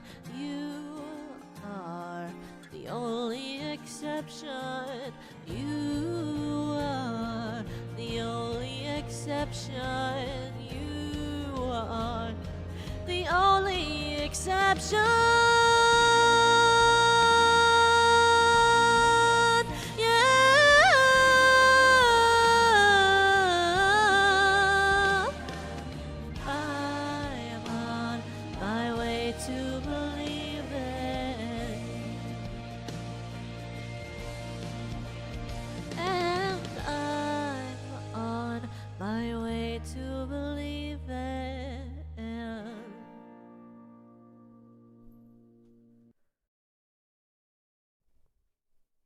And you know, like, not to be a huge mood shift from that, but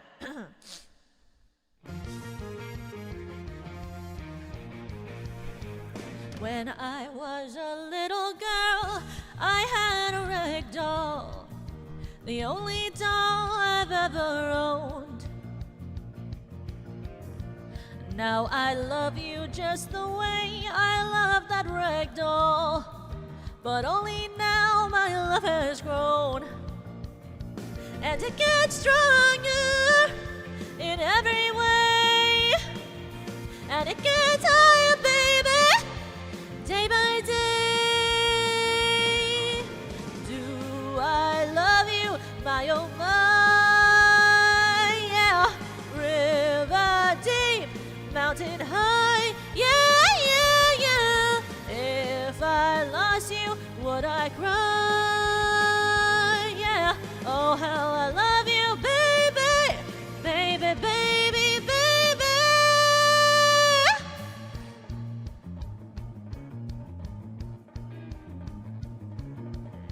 I love you, baby, like a flower loves the spring. And I love you, baby, like the robin loves to sing. And I love you, baby, like a schoolboy loves his bed. And I love you, baby, river deep, mountain high. Oh, baby, oh, baby, oh, oh, oh, yeah, yeah. Do I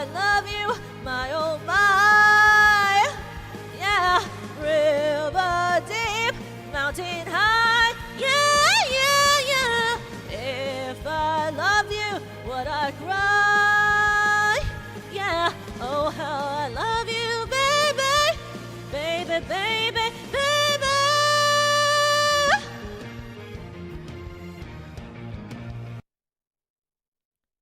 I like how it just cut off at the end of that. That's wonderful. And that was River Deep Mountain High. And like every time that I play this background music and then there's a human singer, I get like faked out that I'm like accidentally playing something I'm not supposed to be playing. A lot of duets, I can't sing those. This is the next one that I can sing. Oh my god! This is so back in the day. It makes me feel so old. I'm like, oh my god, this song! And it makes me feel like I'm 20,000 years old. But also, I'm not. Well, actually, I am, because I'm a demon. But, like, also. Before you met me, I was alright, but things were kinda heavy. You brought me to life now every February. You'll be my Valentine. Valentine. All the way tonight, no regrets, just love. We can dance until we die. You and I will be young forever. You make me feel like I'm living a teenage dream. The way you turn me on, I can't sleep. Let's run away and don't ever look back. Don't ever look back. All the way tonight, no regrets, just love. We can dance until we die. You and I will be young forever. You make me feel like I'm living a teenage dream. The way you turn me on, I can't sleep.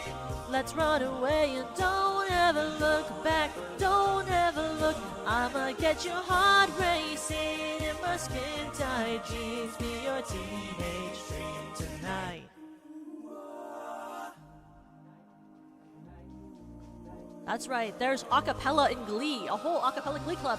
Yeah, you make me teenage dream. The way you turn me on, I can't sleep.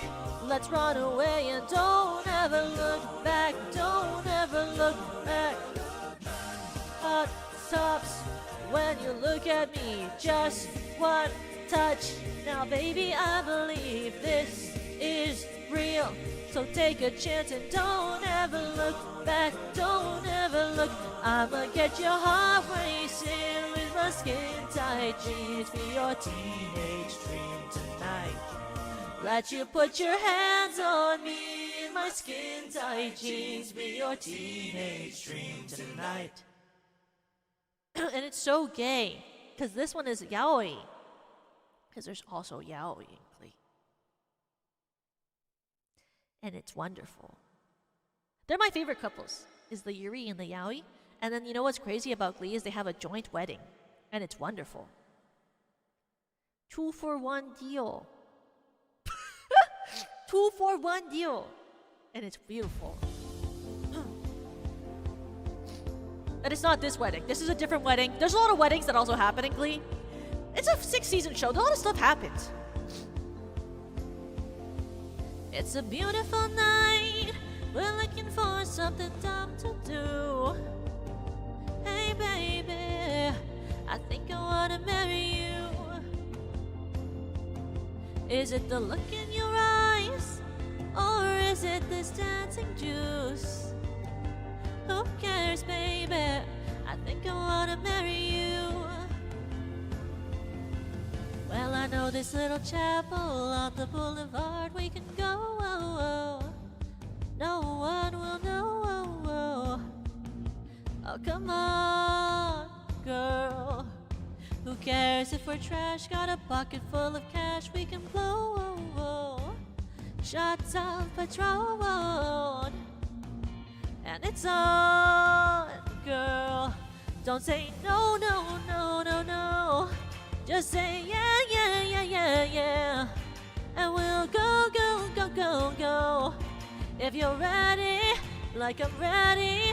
Oh, it's a beautiful night. We're looking for something dumb to do. Hey, baby, I think I wanna marry you. Is it the look in your eyes, or is it this dancing juice? Who cares, baby? I think I wanna marry you. Just say I do.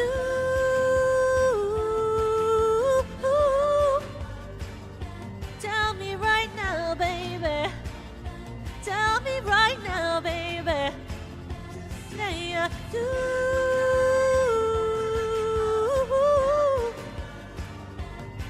Hey, baby, I think I wanna marry you. Say I do.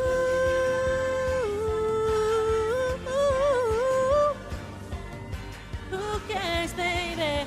I think I wanna marry you. And that, unironically, is one of the most beautiful, happiest moments of the whole show, and it's in the middle of season 2. So that tells you how things go from then. So that tells you just how things happen in Glee. You know? Glee is a very happy show. Ha ha ha. What can I say? Anyway, the next one that I know that we can start singing is this one. That's right, I had a set list, and then I completely forgot about it, and it doesn't matter, so I'm taking it off now. Anyway, peaks in season 2. Well, it doesn't peak in season. Well, depends on who you ask. I don't think it peaks in season 2, but I think the happiness kind of peaks. I mean, but it's called Glee, so obviously everyone's happy all the time and everyone's always smiling. But I think that some of the happiest moments happen in the middle of season 2, and it doesn't necessarily get happier. Like, people don't get happier, you know?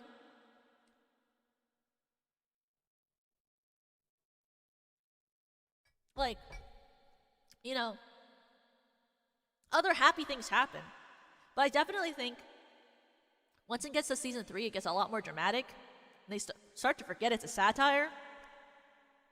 And I think when the show remembered it was a satire, it was a lot happier. Because the thing is about satires, right, is it has like really high highs and really low lows. But when you try to make a satire slowly shift into a drama, then the writing has to change and everything changes about the show, and then you're like, that's sick, nasty, as they say.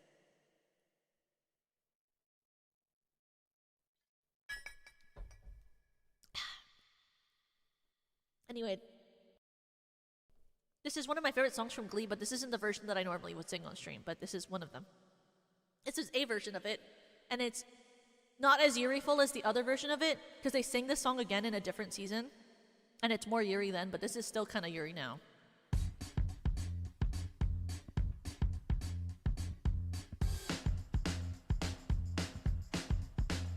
Well, sometimes I go out by myself, and I look across the waters,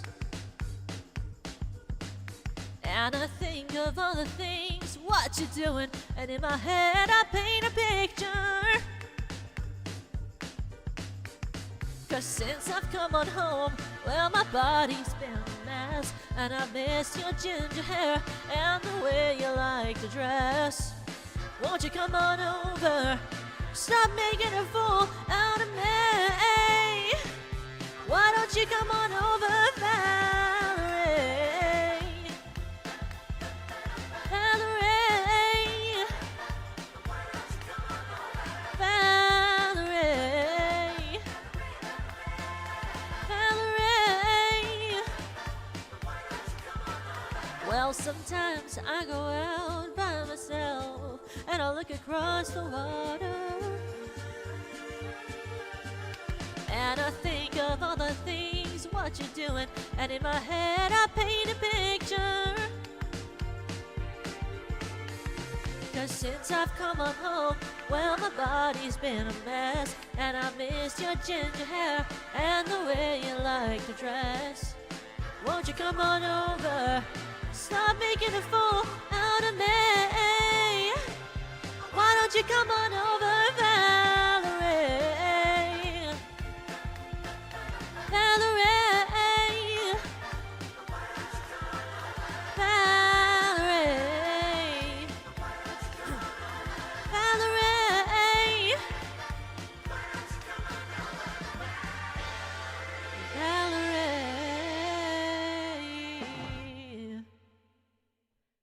such a good moment too. That was a really good moment. And then it becomes the Christmas episode. We're not singing Christmas music right now. It's too far. We're too far away from Christmas.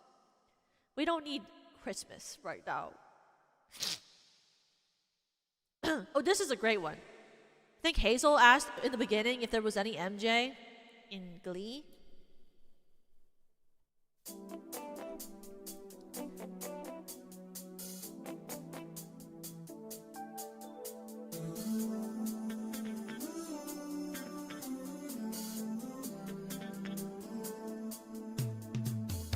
Did you come from, baby?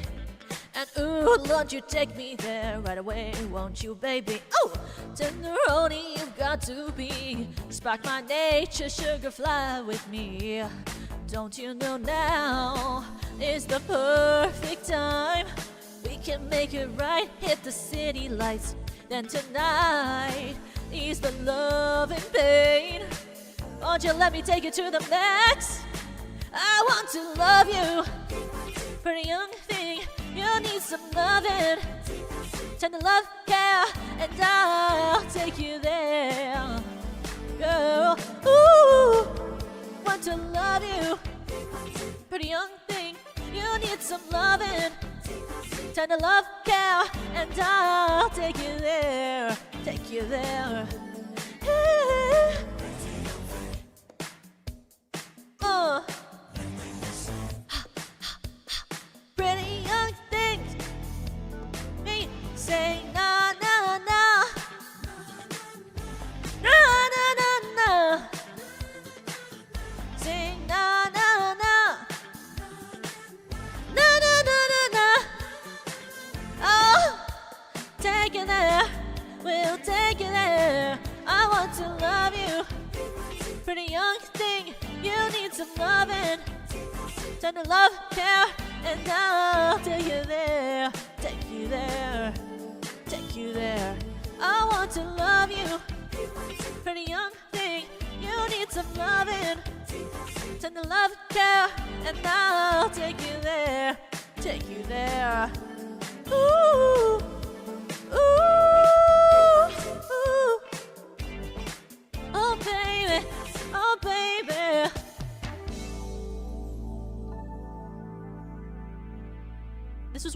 This was the opening song for the Valentine's episode. Isn't that crazy? What extremely large charisma to start off with Pretty Young Thing, PYT. But then we get to another amazing Valentine's song from Gleeking.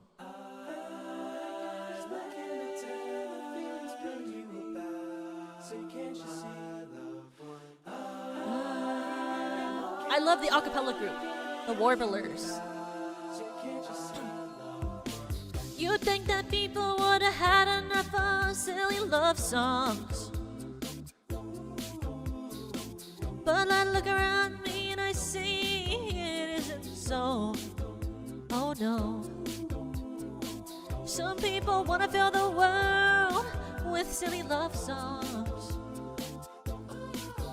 What's wrong with that?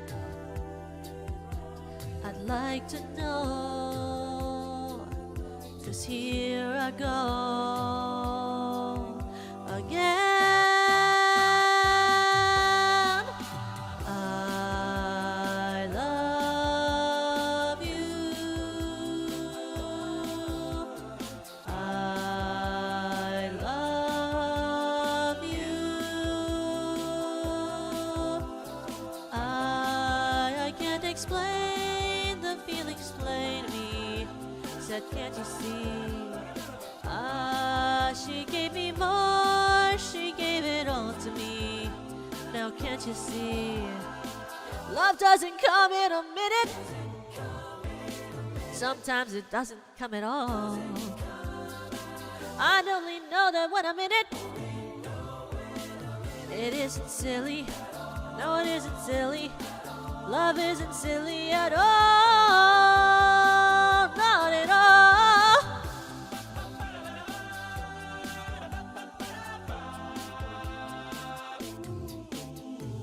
I love you. I love you.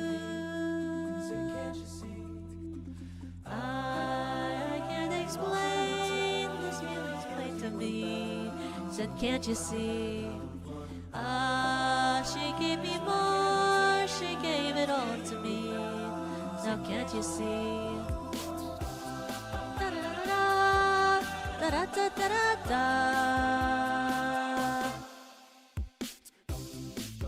The world would have enough of silly love songs, but I look around me and I see it isn't so. Oh no.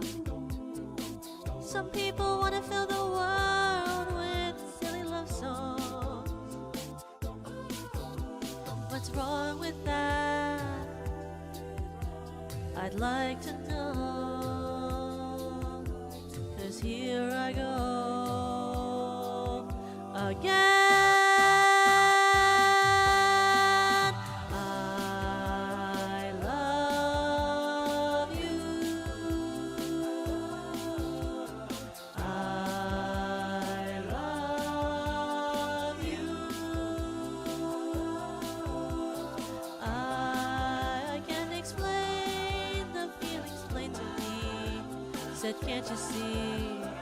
Ah, she gave me more, she gave it all to me. Now can't you see?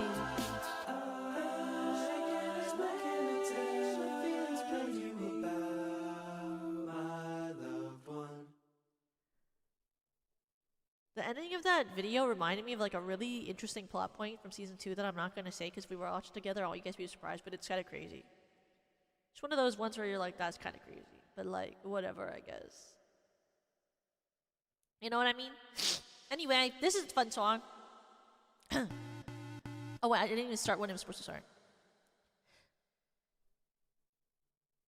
Play this song. Wake up in the morning feeling like P. Diddy. Grab my glasses, I'm out the door. I'm gonna hit this city. Before I leave, brush my teeth with a bottle of Jack. 'Cause when I leave for the night, I ain't coming back. I'm talking pedicure on our toes, toes. Trying on all our clothes, clothes. Boys blowing up our phones, phones.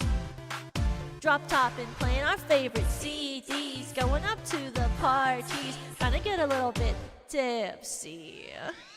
Don't stop, make it pop. DJ, blow my speakers up tonight. I'ma fight till we see the sunlight. Tick tock on the clock, but the party don't stop. And oh, oh, oh, oh, oh. Whoa, oh, oh, oh. Don't stop, make it pop. DJ, blow my speakers up tonight. I'ma fight till we see the sunlight. Tick tock on the clock, but the party don't stop. No, oh, oh, oh, oh. Whoa, oh, oh, oh. You build me up, you break me down.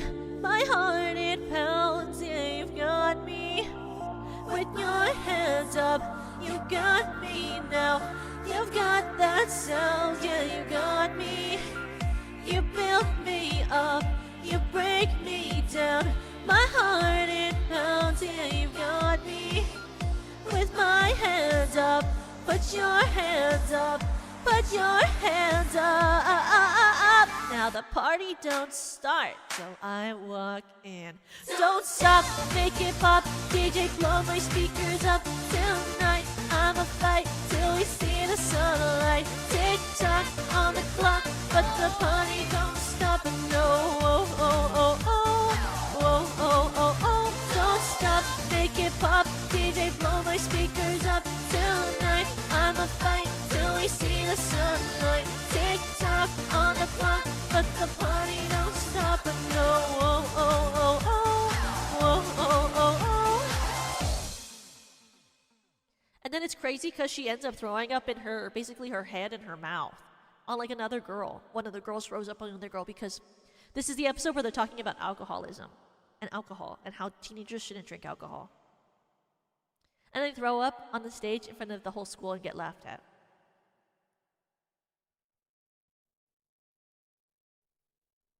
That's one way to teach kids not to drink. You know? Anyway. Rounding out before the end of season 2, we have like maybe 4 to 5 more songs. Rounding out this experience that you guys really enjoy having, what if we sing a song that's originally from Glee? Well, it didn't work on you. I wasn't old enough. This episode came out before I was before I was in high school. I'm not old, guys. Guys, I didn't watch Glee when it was airing like normally. Like I was watching like the last couple of seasons, okay? I wasn't watching the beginning seasons when I was in high school. So obviously I didn't care.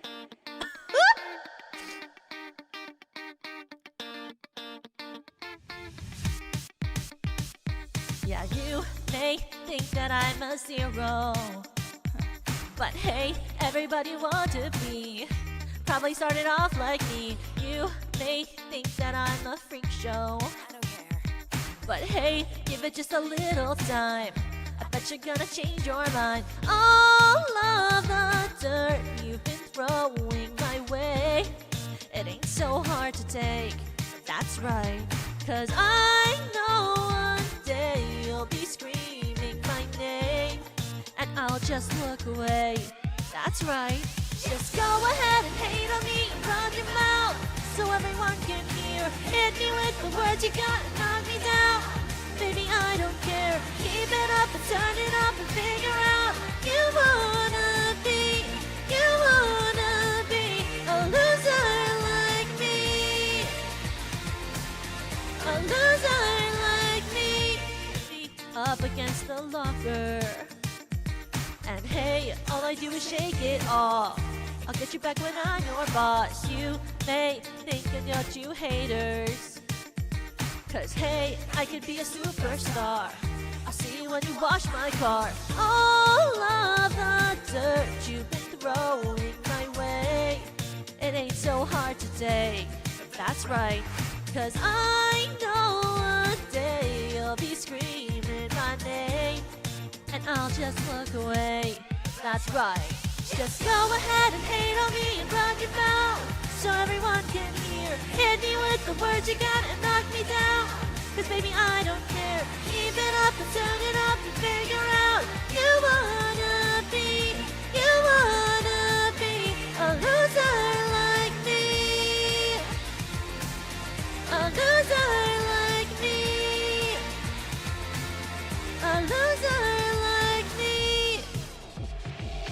Hey, you over there, keep the L up in the air. Hey, you over there, keep the L up 'cause I don't care. You can throw your sticks and you can throw your stones. Like a rocket, just watch me go. Like L-O-S-E-R, I can only be who I are. Go ahead and hate on me and run your mouth so everyone can hear. Hit me with the words you got and knock me down. Baby, I don't care. Keep it up and turn it up and figure out you wanna be a loser like me. A loser like me. A loser like me.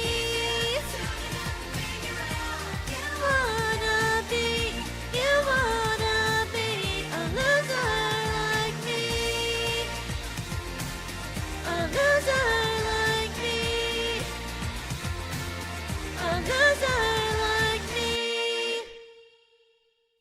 Okay, what's the next one? Ooh.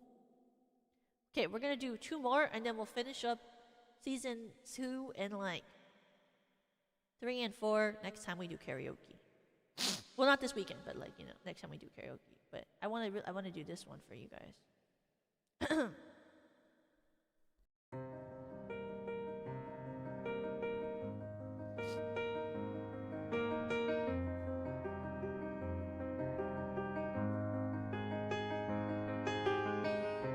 Close enough to start a war. All that I have is on the floor. God only knows what we're fighting for. All that I say, you always say more. And I can't keep up with your turning tables. Under your thumb I can't breathe.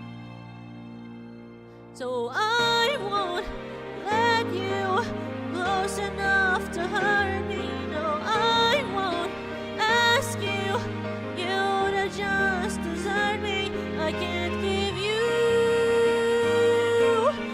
What you think you gave me?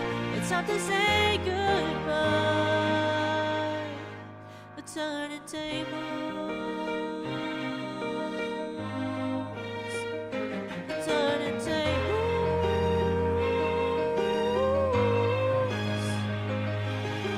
Next time I'll be braver.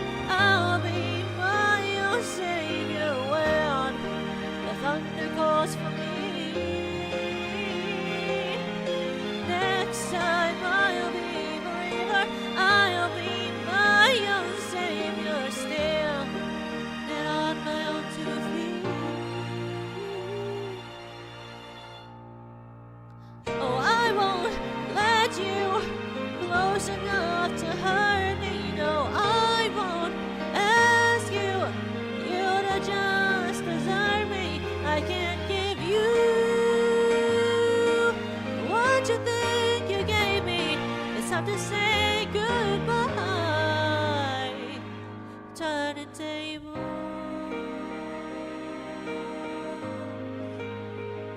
To turning tables. Turning tables. Yeah. Yeah.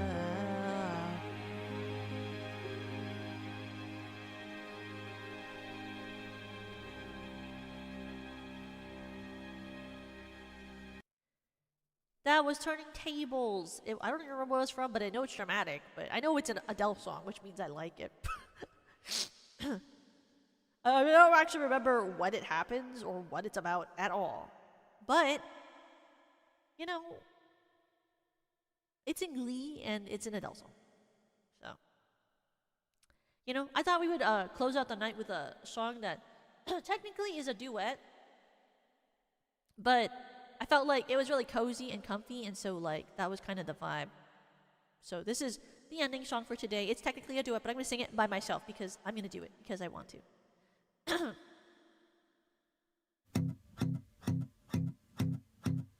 Do you hear me? I'm talking to you. Across the water, across the deep blue ocean, under the open sky. Oh my, baby, I'm trying. Boy, I hear you in my dreams. I feel you whisper across the sea. I keep you with me in my heart. You make it easier when life gets hard. Lucky I'm in love with my best friend. Lucky to have been where I have been. Lucky to be coming home again.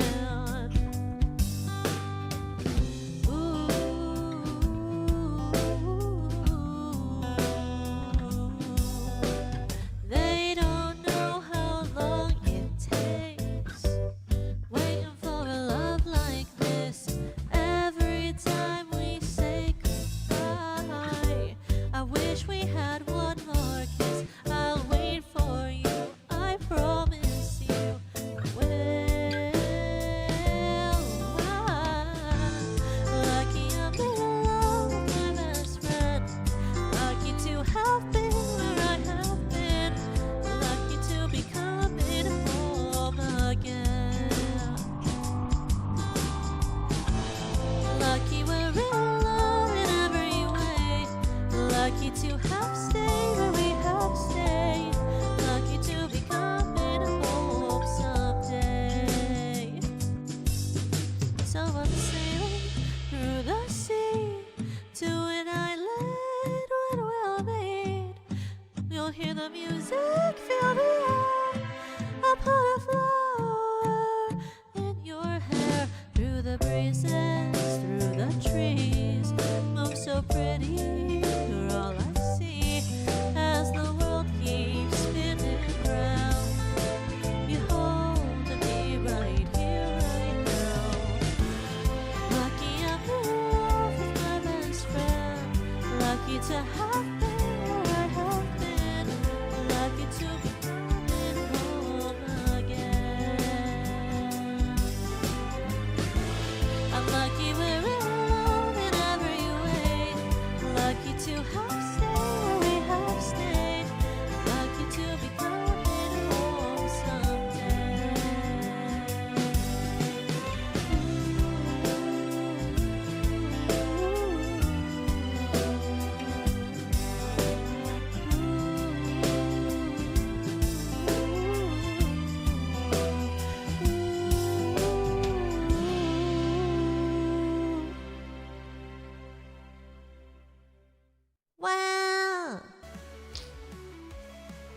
That is lucky. Which I don't even remember who it's by, but I like the song a lot. It's one of my favorite duet love songs of the romantic variety. I just said that as if there's, well, I guess, you know, love can mean many different things. What am I doing for the rest of the week? So tomorrow, I'll be on Serena's channel as a part of the, tomorrow I'll be part of the Macross Delta Watch Along on Serena's channel. And then the day after that, we're going to be doing Look Outside. And then on Saturday, we'll be doing the Gleeking relay. And then on Sunday, we're going to be doing a Uma Musume art drawing stream. Which is basically like, we're going to, how do you say it? We're going to just like draw versions of my gen mates, but like as Uma Musume, but I'm not gonna just like draw their outfit because I also know, you know, like theoretically, right? Wait 1 second. I'm trying to get the room for the person that I want to raid.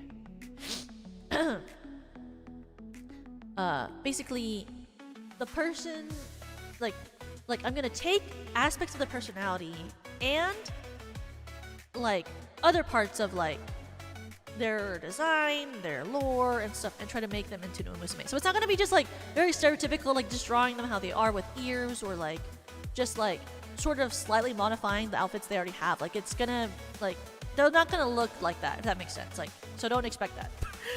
Because I want it to be special, you know, like I don't want to just draw them as a horse girl. So we're gonna like completely design them like a new outfit and everything as Umas. That's the goal.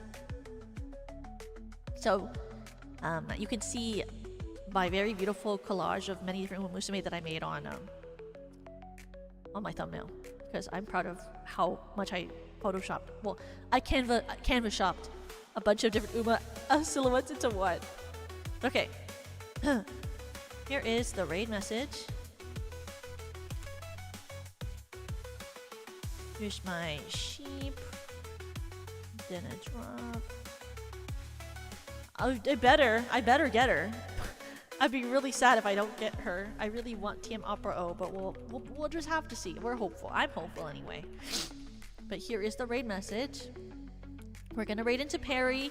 I don't know what the frick she's playing, but she's live right now, so we're gonna raid into Perry.